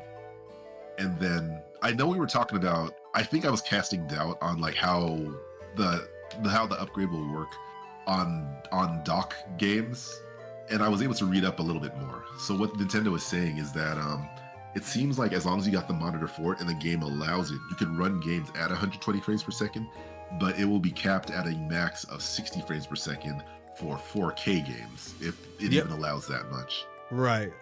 Yeah, they talked about that. Yeah, so you were right. I don't know what I was smoking. Neither do I. We'll figure it out one day. But speaking of misinformation as well, apparently there's like I noted something that's been happening with a lot of people, including myself, where a lot of people still think Mario Kart 8 is going to cost $90 American. Mario Kart World. And Mario Kart World, my bad. I do it all the time. Don't worry. That's why. That's why I was so quick. With the DLC, it basically almost is Mario Kart 8 speaking. But Mario Kart. Yeah, with Mario Kart 8. Oh god, Mario Kart 8 Deluxe Duodecim Integrade. Oh yeah, Final Fantasy Integrade. 7 by birth, rebirth. Yeah. But yeah, speaking of games I'm excited for, I am looking forward to playing Final Fantasy 7 on a Nintendo console that is also portable, that's also powerful enough to run it. So, you know, that's another game to look forward to. Probably one of the games I'm more looking forward to. Elden Ring as well. Like, there's a lot on that list. And I beat Elden Ring, but I want to play it portably. Yeah, it's going to be interesting. I wonder it'd be interesting to see your take on it as someone that's played it already. You know, on a console that could run it, you know, pretty well. I'm curious about how it's going to feel for you playing it on the Switch in comparison. So assuming Bandai Namco / From Software doesn't drop the ball, like I was already so confident of the Switch 2 release version that doesn't even have a release date that I sold my PS4 version already. Wow. Wait, you went to the store and sold it? Yeah, like Wow. I was pulling out games that I knew I just wasn't gonna touch, whether or not it was because I was gonna just get it on the Switch too, Sure. or just I really don't play anymore. And like I don't have as much attachment for PlayStation, most PlayStation 4 games I have, compared to like Nintendo and especially Switch games that I have. So like of the few games that I traded, like Elden Ring was one of them. And I beat that game already, didn't get the DLC, but the Switch 2 version is coming with DLC. And like, if you can survive the PS4 version, anything else after that will be an upgrade. So if it That's runs true. at a higher frame rate and so on and so forth, higher resolution, like that'll already be its own thing. And like I played Dark Souls 1 on the original Switch, and that's like, a lower grade compared to Dark Souls on like more modern consoles. So I have no doubt it's gonna be fine unless they find a way to screw it up, and sometimes they can. Kingdom Hearts. I want it to happen, No, but I'm no, I'm trying. saying no, I'm saying how they screwed up Kingdom Hearts as an example of how they can Oh, drop the ball or something that should have just worked. yeah. Yep. Mm-hmm. Mm-hmm. Opening up old memories. Yep. And Right. to be fair, that was Square Enix, but like I will, unless they say, you know what, here's Kingdom Hearts all on cards. It probably won't be on cards. It's gonna be on those key cards. God dang it. Yep. But even then, I will take that. Like, if it's just digital download, I'd be willing to take that. I just want Kingdom Hearts on my portable Nintendo console, and we were so close. And I don't know why they thought like, oh, we'll release it on the cloud. It's like, but why? We were so close to greatness. Yeah, it's cutting corners, laziness probably to some degree, not wanting to have to optimize it. I don't know what they were thinking, but yep. I've We'll see. never, I probably said it already, but I've never seen a ball drop as hard as Kingdom Hearts for the Nintendo Switch. And you will see more in the future. But Yeah, probably. but yes, so with that being said, let's see, we're about an hour plus in now. Almost an hour and a half. God dang. So I know time flew by fast as heck. But I was gonna say that let's see. What are some of the, because we talked about the pre-orders. I mean, I think we kind of talked about the prices already, kind of in that, unless you have more you want to say about pricing. It's probably not going to be getting any better anytime soon unless sales drop off so hard. What's Yeah. with sales going so well now, like get ready for the $600 upgrade because Nintendo's going to be accounting for them tariffs and stuff. Yep. So, and I don't really have too much else to say about. Sorry if I sound like I'm a little further away. I'm standing up now. 'Cause I was sitting down for an hour. I try to like give myself some time to stand up sometime. But yes. So with that being said, I don't have too much else to add on for the pricing. What is your desired? Okay, I forgot what the exact way you asked earlier was, but let's start with this then. What games are you looking forward to playing the most out of the lineup of games that's coming out? All right, so the one that goes without saying is obviously Mario Kart and Donkey Kong. Sure. Yeah. Like, Nintendo games, major, like one of them seems to be from the Mario developers and stuff, Mario Odyssey developers specifically. So, no doubt in my mind, that'll be pretty fun, I'd say. But as far as beyond that, I'm looking forward to, all the other Nintendo related releases of like the upgrade for Tears of the Kingdom Breath of the Wild. I got a lot of cleanup duty for that, so I want to wrap that up in that version. I'm curious what that Kirby and the Forgotten Realms Star Crossroads or whatever it's called is going to be about. Because the game itself was already pretty complete, and now they're adding a story on top of that. So I'm definitely curious about that. Already went on about Elden Ring. I do want to play Street Fighter 6 on Switch, and especially if it has cross-console play, then I'm gonna, until I get a PC, that'll be my go-to. I think I already did say Elden Ring like 3 times now. You did. Shoot. Actually, it's funny that you mentioned it because I actually did make a list. I made an Excel sheet. If I can find it. Google Sheets. Well, that's convenient. Yeah, because like it was like I was bored one night, but then I was also like, you know what? I really didn't think about everything that's coming out, and I need to prioritize in this era of $70 and $80 games. RC said, So, yeah. from what I've seen, the Kirby expansion is more of a revamp of the base game. It's the same levels, but with new paths. You know what? I'm kind. As long as if it's a $10 upgrade, I'll be fine with that. If it's a $20 one, I'll have to second guess that one because I already 100% of the game myself. And So I'm actually okay with it myself too, because I was gonna go back and play Forgotten Land because I haven't played it since it released, and I didn't even do the post game stuff. So being able to play it with better FPS and new stuff is gonna be cool. Go ahead. and then you get to see that cheetah girl again. Wow. Anyway. Yeah, you get to see that cheetah girl again, right? No.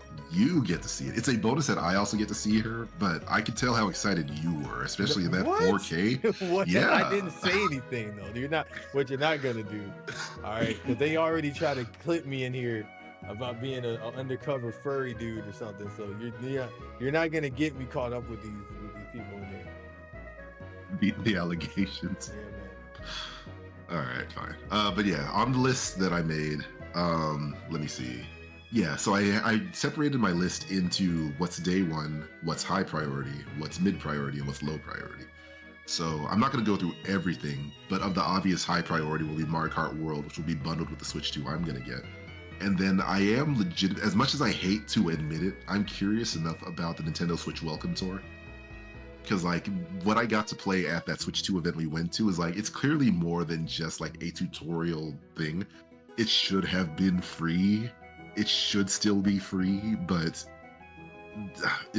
I'm gonna just get it basically. Like I'm part of the problem, Loxus. You are, and like I don't judge you all the time, but I judge you pretty heavily most of the time. You know what? Fair enough. Fair enough. But away from that, as far as launch games go, Fast Fusion it's kind of like an F-Zero like. It's hover car racing game, and I remember that being one of the earlier games released on the original Switch's release, and like that kind of filled in the gap between waiting for more racing games, like experiencing the power of the Switch, because Shinen, the developers, like ever since the 3DS and I think even the DS and Wii, they figured out how to like optimize these games really, really well. So I have no doubt that they're also gonna like do a good job with this game's release. So Fast Fusion is definitely high on that list. Deltarune, I love that series and game. It's from the maker of Undertale, Toby Fox. You know, the game that some people will refuse to play because of the fan base that are so rabid sometimes. Like me. Yeah, but it's behind it. Behind it though is a legitimately good game. Yeah. And if you can get past being a hater, you'll have a great time. Never. You know what? Fair enough, Sasuke. But let me see. But yeah, so then mid priority was obviously like the upgrade games. Yakuza 0, if that is like the entry point, I want to jump on that because I can't believe I've heard about this series for so long and never properly dived in. Same. Like I actually have 0. On PC, I assume. Yeah, I got it on the Humble Bundle. And like it's because you hear good things about it. It's been so ongoing. Arguably, Shenmue, the previous series, died for this one. But when I think about Yakuza, I think about this one time, like way back when I was living in Georgia, when I was still working at that Target, when I was doing Let's Plays, and like one of my coworkers was saying, "Oh, I'd like to get into Let's Plays. How about you come over and like we'll play a game together?" And we tried to record a few episodes. I admittedly wasn't feeling it, but in hindsight, that was like 2013 when Yakuza was running around. So like we're in 2025 now, and that series is still going strong to the point that they're bringing like the older games back and stuff. So I'm looking forward to giving it a proper shot. And it has an English dub, which no disrespect to the Japanese dub, and I know I'm going to sound like a filthy casual, but like, you know, I want to play it like America intended, god dang it. Oh my goodness gracious. Yeah. So in case anyone wants to like challenge me on it, I do still quote unquote put up with subtitles, but depending on what the production is and the voice actors and stuff, I'm willing to deal with the English dub because like I don't want to consume the story more so than I want the authentic translation, quote unquote. Well, they'll have two scenes, and one scene is talk about eating beans, and the other one will talk about eating burgers. Oh my goodness. What kind of burger though? But oh yeah, clearly the one with bacon and cheese and stuff, while the other one's filled with bean paste. So like, you know, obviously we're talking about the 4Kids dub. Yes. No. Yeah. I'm kidding. But no. Oh, I was gonna say. Sorry. Speaking of cutting in again. I was gonna say that. I was just thinking about. We're gonna work on this next time. I know the perfect voice clips we can use. We can use them. We can use some from Mario Kart 64. Oh jeez. Yeah, like, or that, or something, or like Mamma Mia, or something. We can just. I'll get the clips uploaded to my I have another Discord I use just for soundboard stuff, and I can give you access to it. Oh, you can't use it if you don't have Nitro. I put them in here, and then you can use them. Sounds like broken here. You don't. Oh, you don't use it because that's not. That's not what I said. That's it's just not funny. What I said. I insinuated it, but it's not what I said. I'm kidding, but that's not what I said. How dare! You can. Oh, that's right. Oh, I forgot you. You have that broke disease. I'm sorry. Oh no! I wasn't considerate. Is it terminal? It can be. It can be. You know, it's contagious too if you don't stop talking. Oh, yeah. Oh God. Anyway, so now you're caviar and yacht club. So what you're not gonna do? Okay. Oh yeah, sorry. You're dingy. Because I'm also trying to break the rich guy allegations too in my chat. Because they think I'm rich. And I'm like, that's not true. Oh yeah, no. And you guys can trust me. He definitely ain't. Hold on now. Just like, hold on now. If anyone wants any reassurance, Loxus is the brokest guy I know. Still eating ramen like a true. All right, look, okay. I don't care how well off I get. I'm going to always eat some dang ramen. Ramen will always be there for you. Oh yeah, of course. You're gonna go to the new show you place that costs like where you look on Google Maps and it has like $3 signs by it to let you know how expensive it is. Obviously. Yeah, clearly, you mother Pfeiffer. Just like giving you no place to like actually escape. Like either you're too rich or you're too poor.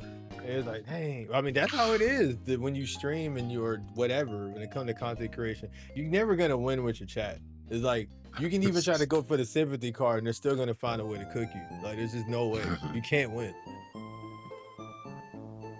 I broke my leg today, chat. Well, what you also should have done was just broke in Mario Kart when you're playing 200cc. Oh. Yeah, or like, or they'll just tell you that that's a skill issue.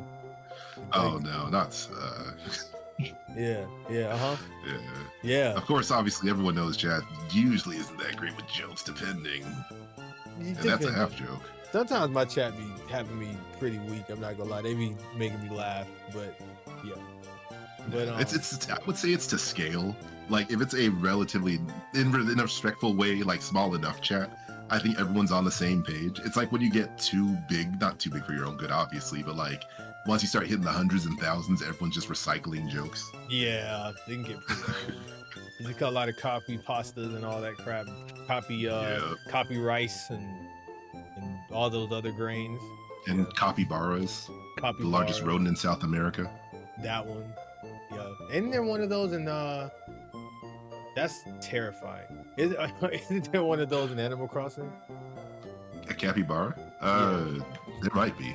They're not. All right. So when you say largest rodent in South America, obviously it sounds terrifying, but like they don't register as rodents, basically. Like if you look at them. Okay. Got you. Yeah. I'm not looking it up. So yeah. Yeah, there's somewhere between like a horse and a guinea pig. That's not scary at all. Also terrifying. What? Right, That's scary more. All right, more like a pony and a guinea pig.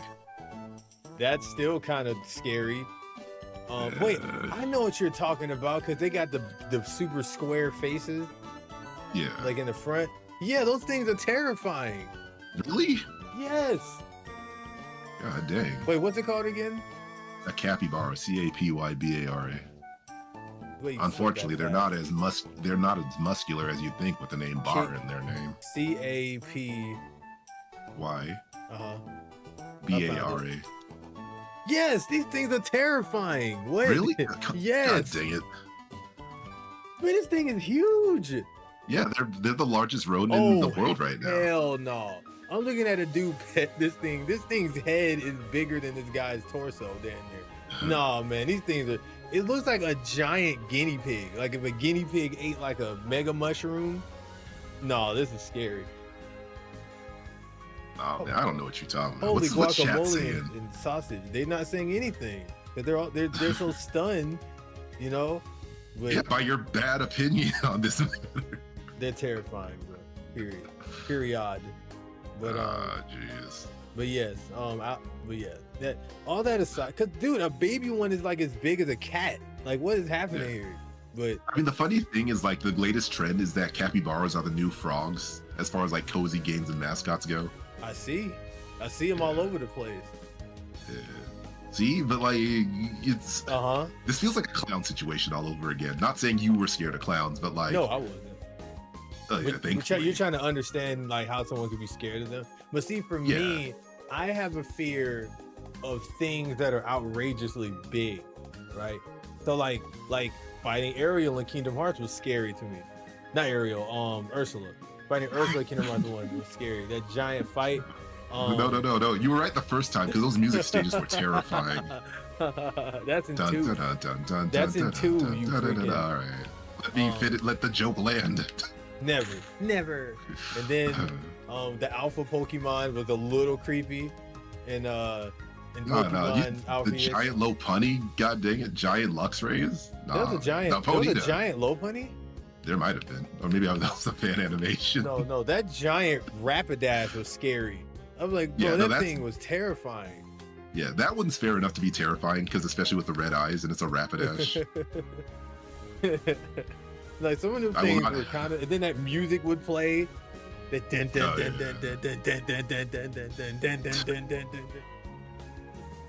Good thing something like that will not happen in Zeta A. Totally.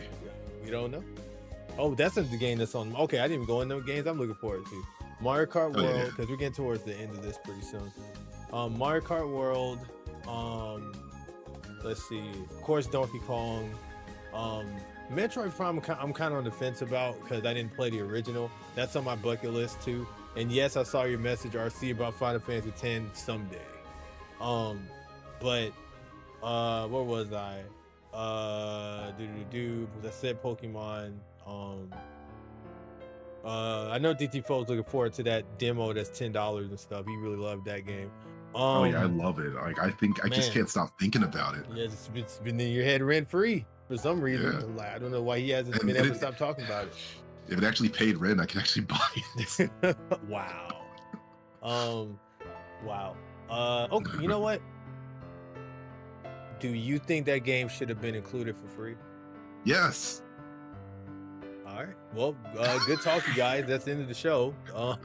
That's what I was joking about. I'm part of the problem because while I do say it should be free, I'm still gonna wind up buying it. Wait a minute. Oh, that's what you were talking about. I'm not gonna lie. I just zoned out for a second. I'm sorry. I basically just asked a question you already answered earlier. I zoned out for a second. Man. You said you took a nap. I did, and then it wore off. But no, I only slept for 2 minutes. Okay, that's understandable. Then I slept for like 40 minutes. It was enough. I feel good for now, but I'm standing up just in case with the light shining on me. But yeah. Oh, that you're doing that old school thing. Like if you're tired, to stand up. Yeah. Turn on the AC. Drink some water. Like I don't understand how drinking water is supposed to help you not be tired. It's not. It hasn't helped me all day. So it made me need to use the bathroom. Now I use the bathroom and I'm tired. Jeez, pick a lane, God. But yes, my boy's still tired. Oh, and see, Alexander Smith, man, because last stream I was complaining about being tired, just from the day. Like I was actually got enough sleep yesterday. I just was tired. I got 3 hours of sleep, because I was drinking water. No, I was drinking water. I take melatonin to sleep, but I took too much. Like I talked about that yesterday. I took less melatonin, but what happened was I woke up in the middle of the night 3 hours after I went to sleep to go use the bathroom, and then I ended up getting have you ever heard of restless leg syndrome? Oh, the old R, there's an actual letters for it. I was just trying to be quick about it. Yeah. RLS. Yes. So basically, like I kept having this weird, it's not, I wouldn't even say pain. It feels like someone's like tickling the inside of your leg or something, like the inside, like under your skin. Like it's a weird sensation. It's almost like it's cramping, but not like super cramping up. and that kept happening every time I was trying to doze off. So I was probably in and out of sleep all night, but like it was really, really annoying. So I probably only got like 3 hours or 4 hours of sleep on top of me already being tired. So like, needless to say, today was painful. I did take a lot of naps throughout the day. I took like two naps already. So tonight I should be able to sleep fine. But yeah, I was just more worried because I worked out pretty hard for the first time in a while, and you need that sleep time to recover from that. And I did not sleep well. So, and I'm supposed to go to the gym again tomorrow, so I almost kind of just want to rest all day tomorrow, just to kind of really make sure I'm kind of good, before I go back in there. So yeah, I went totally off topic. That's fine. I was gonna say, coincidentally, I have restless leg syndrome as well, but with a W. So like, if I don't get someone in a proper grappling hook, like with my legs, then I just can't sleep the next night either. Anyway, back to the Switch 2, Tom. I'm so sick of you. I'm so sick of you. I'm tired of you. Where's my Benadryl? I'm sick of you. Steve, go home. Go home. Go home. I don't have to take this. I'm going home. But yes. I come back as Stefan. That didn't work. Hey there, old Loxus. Because you usually call me Lox, you call me Loxus. He doesn't my whole name. Like, I enter the door, you hear the audience clapping like they always do.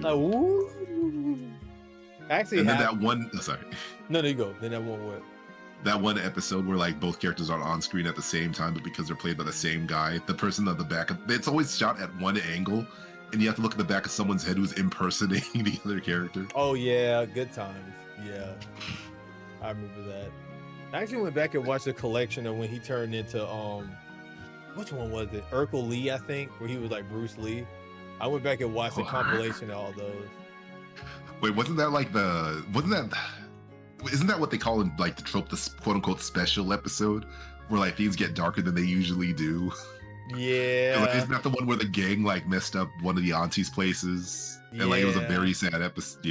Yeah. And then Steve, and there was one of them where I think the dad got messed up pretty bad or something, and then Steve and the dad had to pull up on him and beat him up. And then there's one with the gangsters, and they wouldn't let the kids play at the park, so Steve and the kid turned into like Bruce Lee things. Yeah, there's always one of those episodes, and especially if it's a like black-led show, like there will always be like the episode of the season. Like in Fresh Prince, it was the one where like Carlton got shot, and then like, you know, Steve, no, Carlton didn't get shot. He got shot. Oh, Will, yeah, my bad. Will got shot, and Carlton got so scared he went out to get a gun, and like things got serious because it's like it's gonna just add to the problem, man, and like just that kind of episode. Yeah, or when that episode when Carlton got drugged up, he was on the set speed. Which the dance part was funny, but the repercussions was not. That was scarring. Yeah, I mean that's kind of the point. Or the episode where like what's the dad's name again? The one who said Pillowy Mounds and mashed potatoes. Oh, Pillowy Mounds and mashed potatoes. That Uncle Phil? Yeah, Uncle Phil, my bad. That episode where like he was sneaking food and it's been so long. Oh my god. I mean, I remember him in spirit. Unforgivable. But yeah, basically. But that episode where like Will was sneaking him food when he was supposed to be on a diet, then he had the heart attack. Yeah. Or the one where like Will and like Carlton were like taking that car like to help like one of their lawyer friends, and then they got pulled over by the police. Oh, I remember that. Let my people go. Let my people go. Hello. Oh, Pharaoh, let my people go. Admittedly, you did kind of hit that though.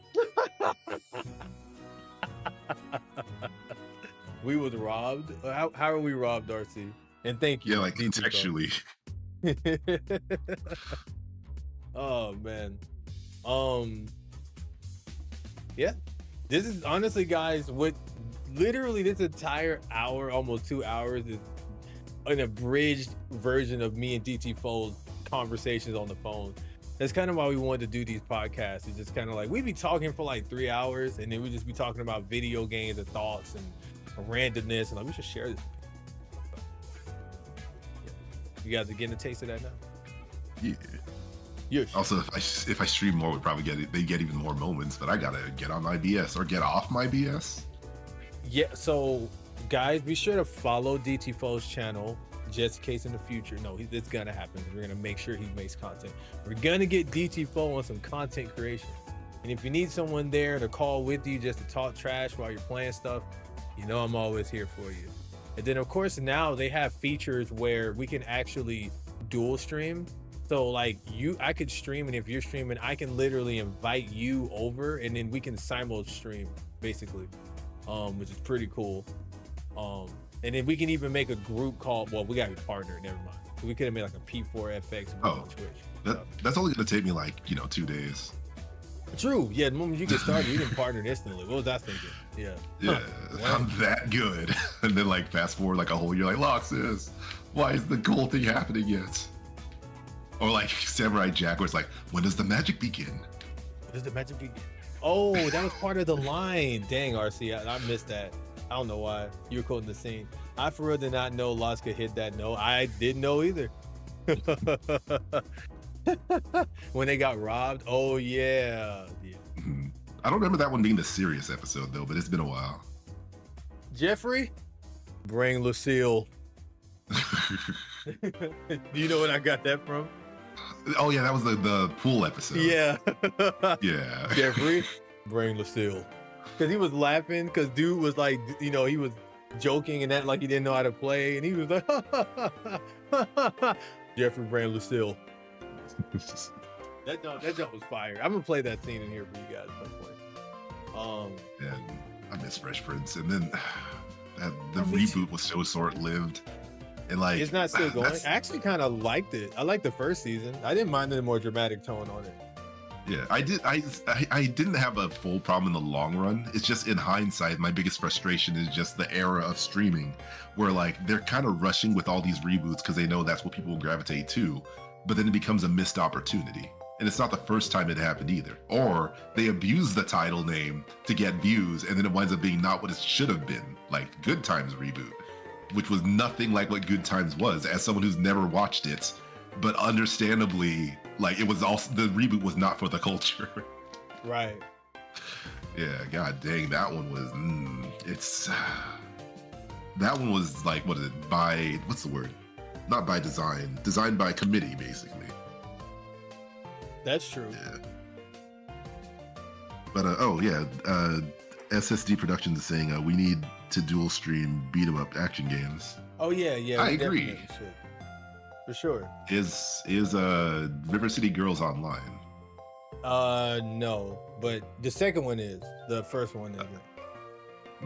Well, but you also there is also Parsec just in case, as long as the game does require like a really good connection. The Parsec probably might, but with me hosting it, it should be fine for me, at least. For me, yeah, for me, yeah. You'll figure it out. You'll be fine. Yeah. Back when I got my TV through a serial cable and coax or something, or the satellite. Ah, yes, good old satellite TV. So do you have any closing statements as far as Switch 2 stuff goes? Despite how well it's been selling, it's totally gonna fail.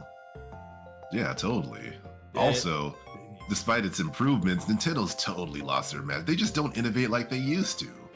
It's like, I'm just throwing out all the controversial opinions that I don't stand by. Yeah, pretty much. Because I was going to say, it's actually looking like it's about to be one of the greatest console releases of all time, apparently. Or one of the biggest ones. I would say greatest, but one of the biggest ones. In this economy, you'd be surprised. It's more likely than you think. But I think what I'm also more looking forward to is during the E3/Summer Games Fest time. Because like we only know so many launch games, but we don't know much beyond that. And like, I think the Summer Games Fest, especially when Nintendo does their inevitable Summer Direct, is probably going to be like 2017 all over again. Where like, we're just, just banger after banger of things to look forward to, hopefully. Right. Because like, if what we're hearing now is all that's going to be coming, then I'm going to start getting nervous. But I trust Nintendo has a long-term plan if they've been handling the Switch 2 anywhere even half as good as the original Switch. I agree. Well, I agree. Yeah, I think that it's going to be... I think we're going to be just fine. This isn't going to be a Wii U situation again. everyone's already aware of what happened with the Wii U. So just as Nintendo's cautious, we are also aware about the Wii U situation as consumers. So the same, I don't feel like the same thing's gonna happen. They do need to change that goddamn box though. Like I don't like the switch to the actual box it's in. It looks just like the Switch one. I had to double take it like 15 times to make sure I picked the right one when I was on Target trying to pre-order it, because I'm like, I really hope I didn't accidentally pick the Switch one on accident.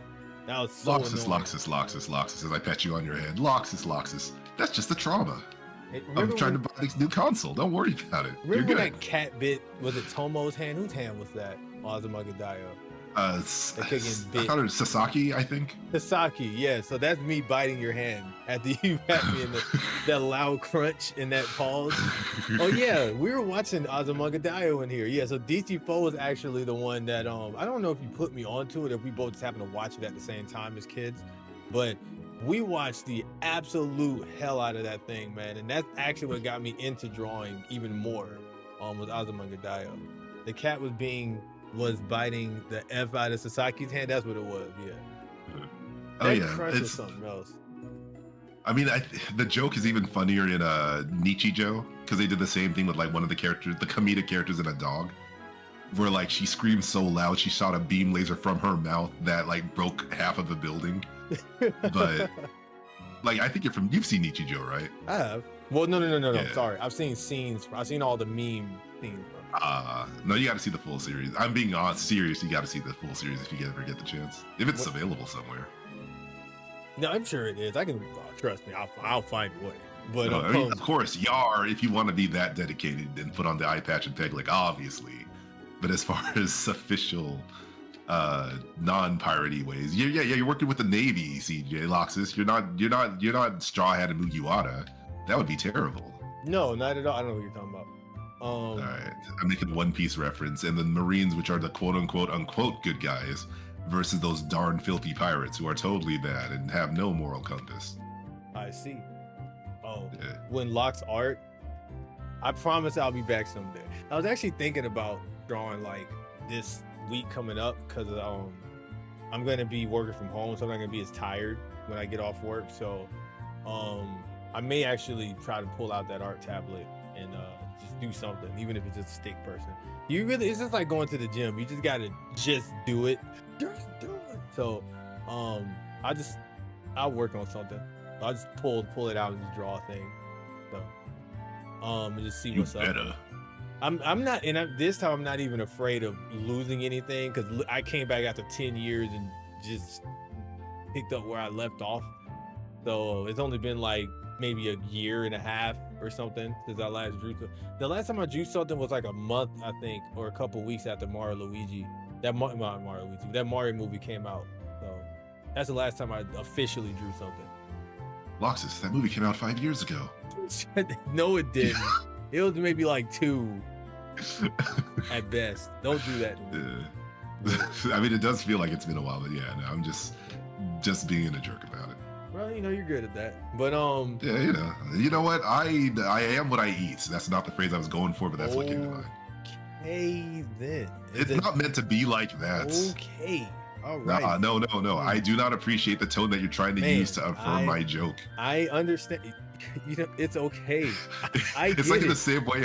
It's like in the same way, like where someone says something like, "Ooh, yikes!" It's like, I just said I ate my vegetables. Boy. I don't know though. Yikes! Ooh. Yeah, it's just but yeah, it's okay though. You're look, making it sound worse than it is. I understand. Okay, if anyone understands, I don't need your pity. I get you. All right, I don't care what the chat says about you. You're always cool to me. Okay? Oh, don't listen to him. He's lying. I think it was the blue-haired one. Or you're thinking of Lucky Star. And I have watched Lucky Star. Lucky Star is awesome. If you like Azumanga Daioh, you should watch Lucky Star.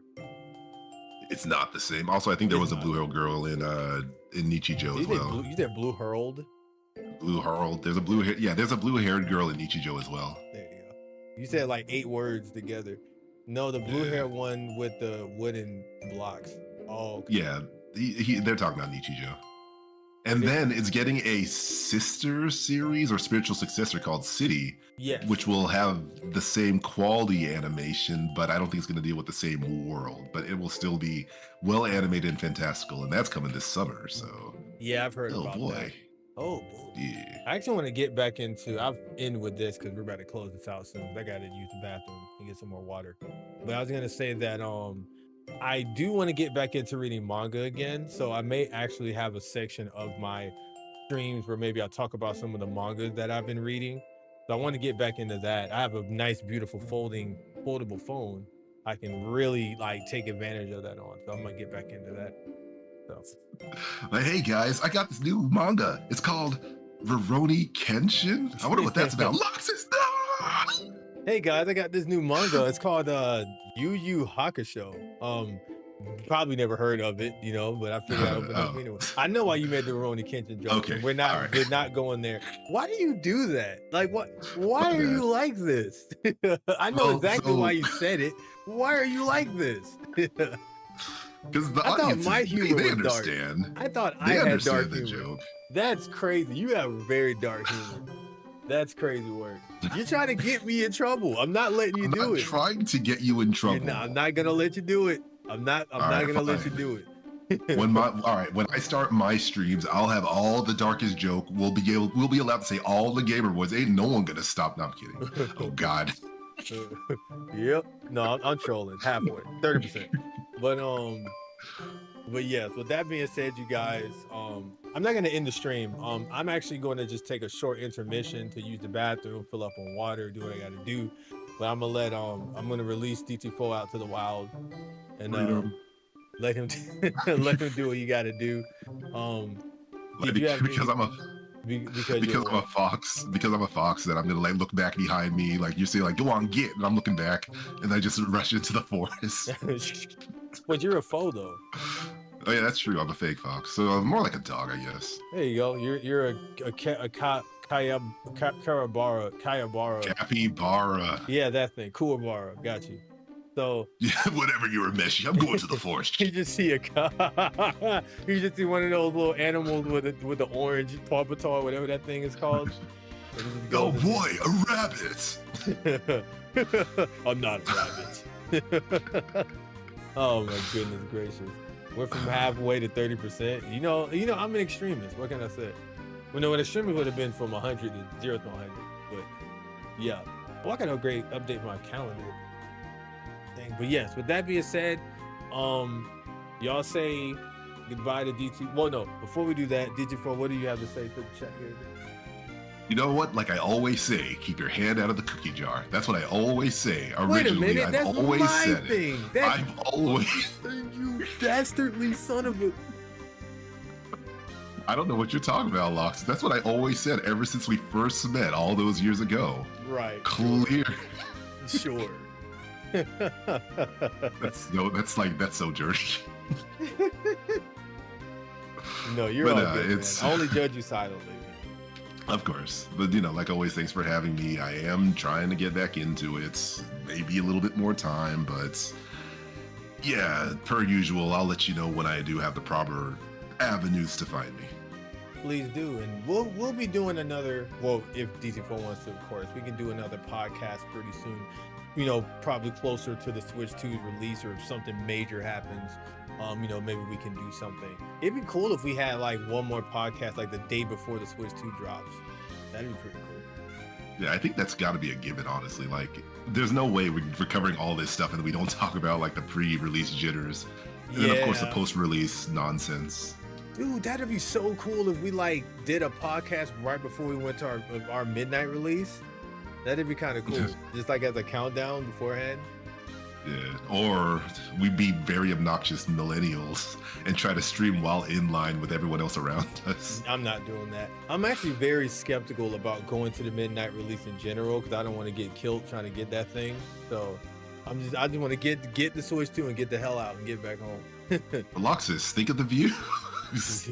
Oh, tell my ass. Yeah, like for who though? It won't be for me. It'd be after my death. Yeah, it's gonna be like that one episode of Looney Tunes where like Daffy Duck's final act was blowing himself up. No, it was Sylvester. Or no, I forget who it was, but like they're saying that was a great move. When are you gonna be able to do it again? Well, that's the thing. I can only do it once, and then that's the end of the episode. Oh yeah, I remember that. Goodness gracious. But no, I think it'd be fun. I think I'm gonna end up streaming probably beforehand and probably when I get home.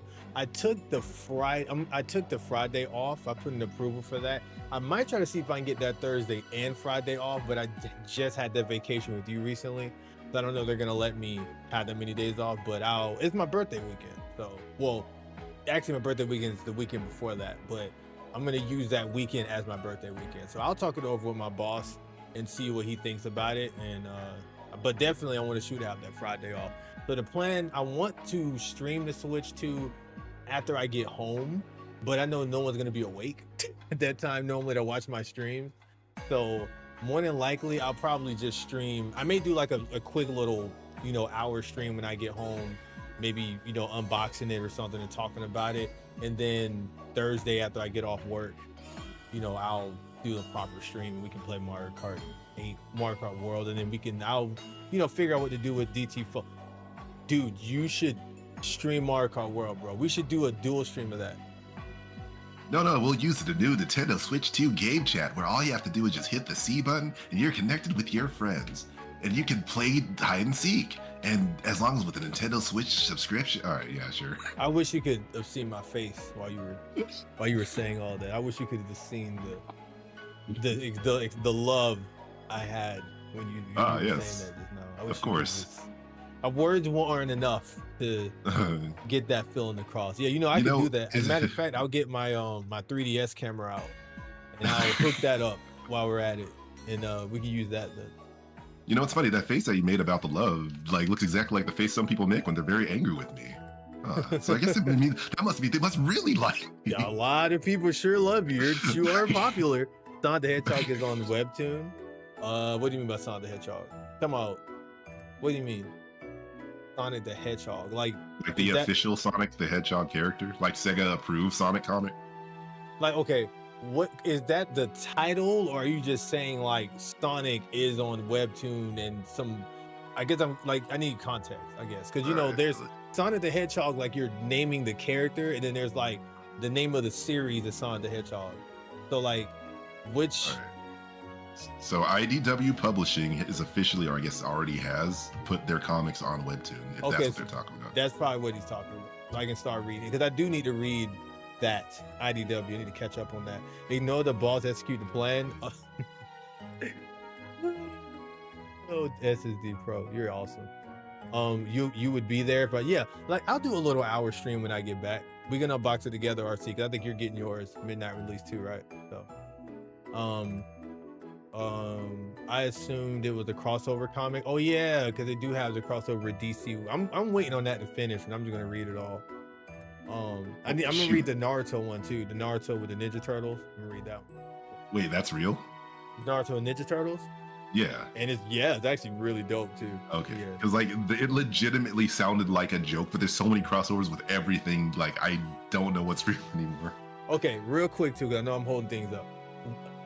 Nothing can top how awesome and badass that crossover was with Mega Man and Sonic. That was just so good. Like in the time period it happened in, it was just perfect. I don't think they can like do that kind of thing again like that. No.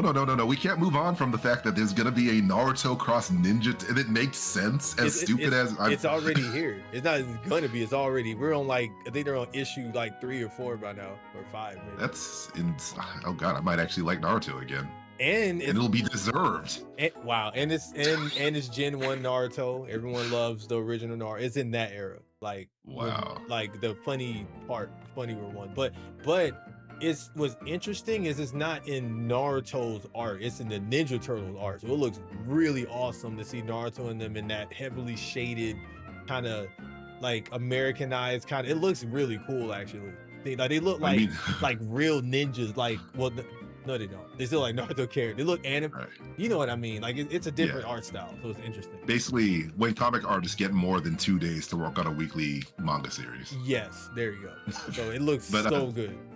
And I didn't mean to cut you off with that Mega Man Cross Sonic thing, because it was legitimately cool. One thing I will add is, if I recall correctly, what my brother was saying, that I think Sega plans to release it, maybe either Sega or Udon, because I think they have the rights to that in a way that the Archie comics aren't available. But I need to verify that. What's crazy is I should actually own those comics because I paid for them when they came out digitally. And that's the problem with digitally owning things. But when the site went down, because I don't even think the site exists, I don't even know how to get those pages anymore. But I actually had the whole thing saved. Like I owned all those. And looking at it, so far it seems like it's just the Mega Man comic. But I'm not sure if there's any word on the Sonic Cross Mega Man release yet. We'll see, because I mean that some of that stuff is part of both of their comic thingy. So they could actually have all the Mega Man comics already anyway downloaded from other sources that we shall not speak about. So yeah, Sonic and the Justice League. Okay, that's what you were talking about. I actually bought an issue. I haven't read it yet. And I guess this will be like, I know you got to go and I got it. Now you got to use the restroom. But the last thing that I did forget to add to the update is that my brother and I did go to Free Comic Book Day. I shared the picture with you to get that Mega Man comic. Unfortunately, I think hopefully it's available digitally so you get a chance to read it. Because like I would have picked you up a copy, but they were literally saying like one copy. I think I already have this. This one, I think it's one of the ones I already have. The Free Comic Book Day thing? Oh, this is something else. No. Yeah, like there's a new series coming.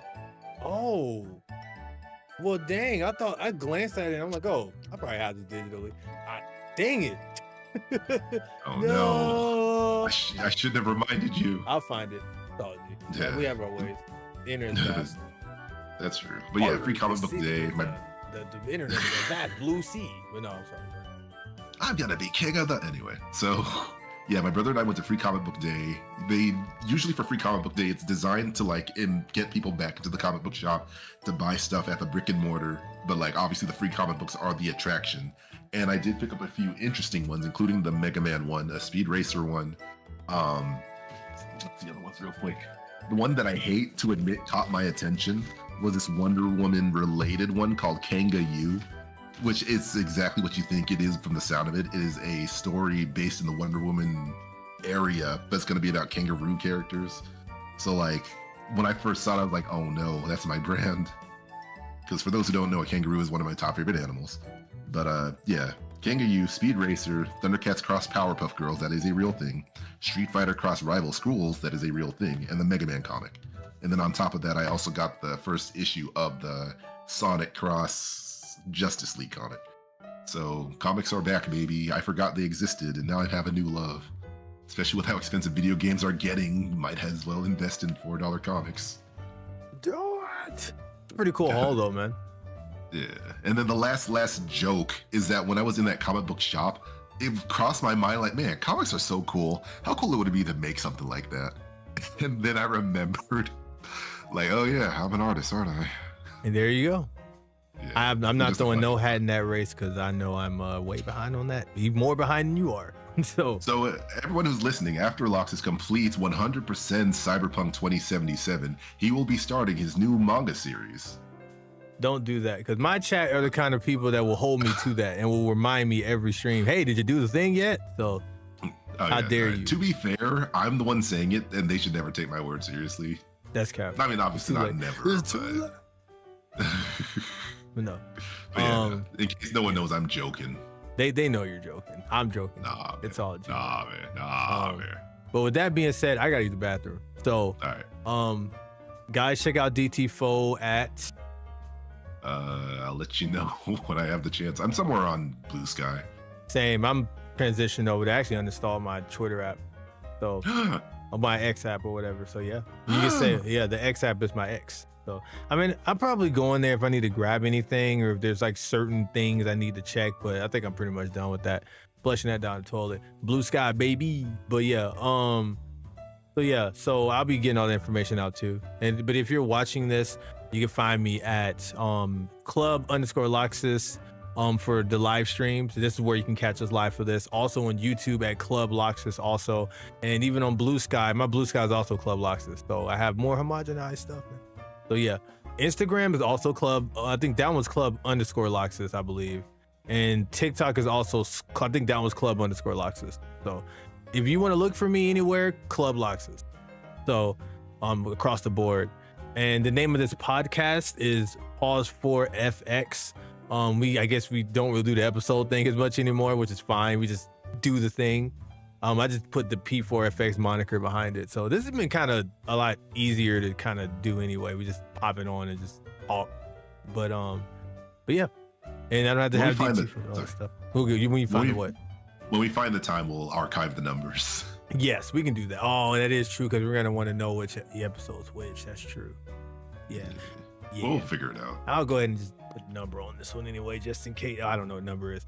All right, well, it's all. I'll know or maybe I could put a date on it. Start dating them. At least put a date on it, and then we can create like a dating sim.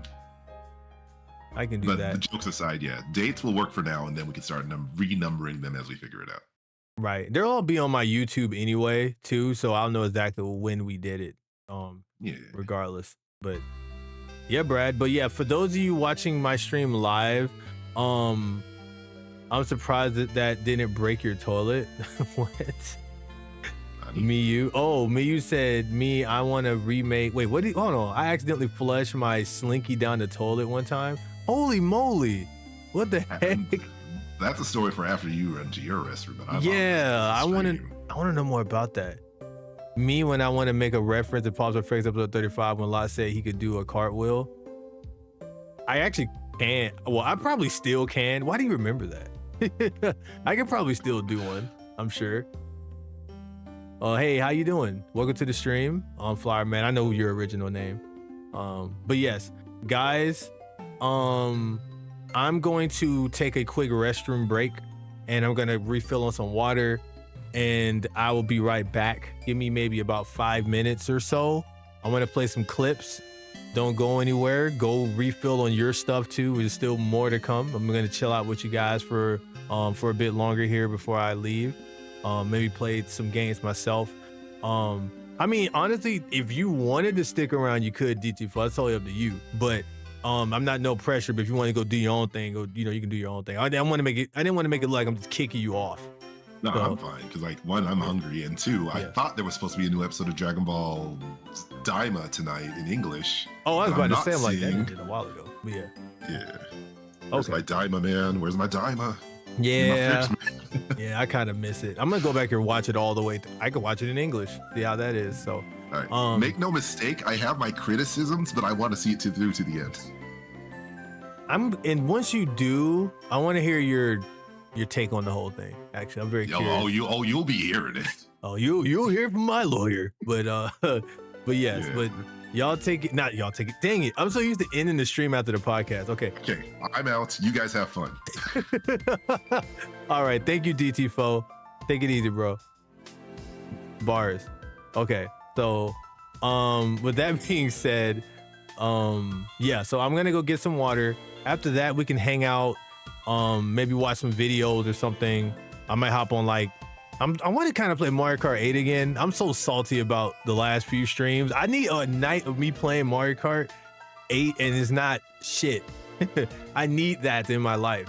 So I'm going to give it one more shot, actually. So like I said, get your stuff ready. I'm going to be right back. The stream's not over. It's going to be back. Actually, let me change the thing real quick. I'm going to keep it on just chatting. What do I label this? I guess I'm gonna change the stream title though. Oh, let me end shit. I need to end it over on YouTube. Hold on. If you're watching over on YouTube, I appreciate you. I highly recommend going over to the Twitch side, because I'm gonna continue from over there. Bye, YouTube. Okay. It's always so funny when I kick YouTube to the curb. This shit's actually kind of hilarious. Wait, did it end on YouTube yet? While I'm talking trash. Oh man.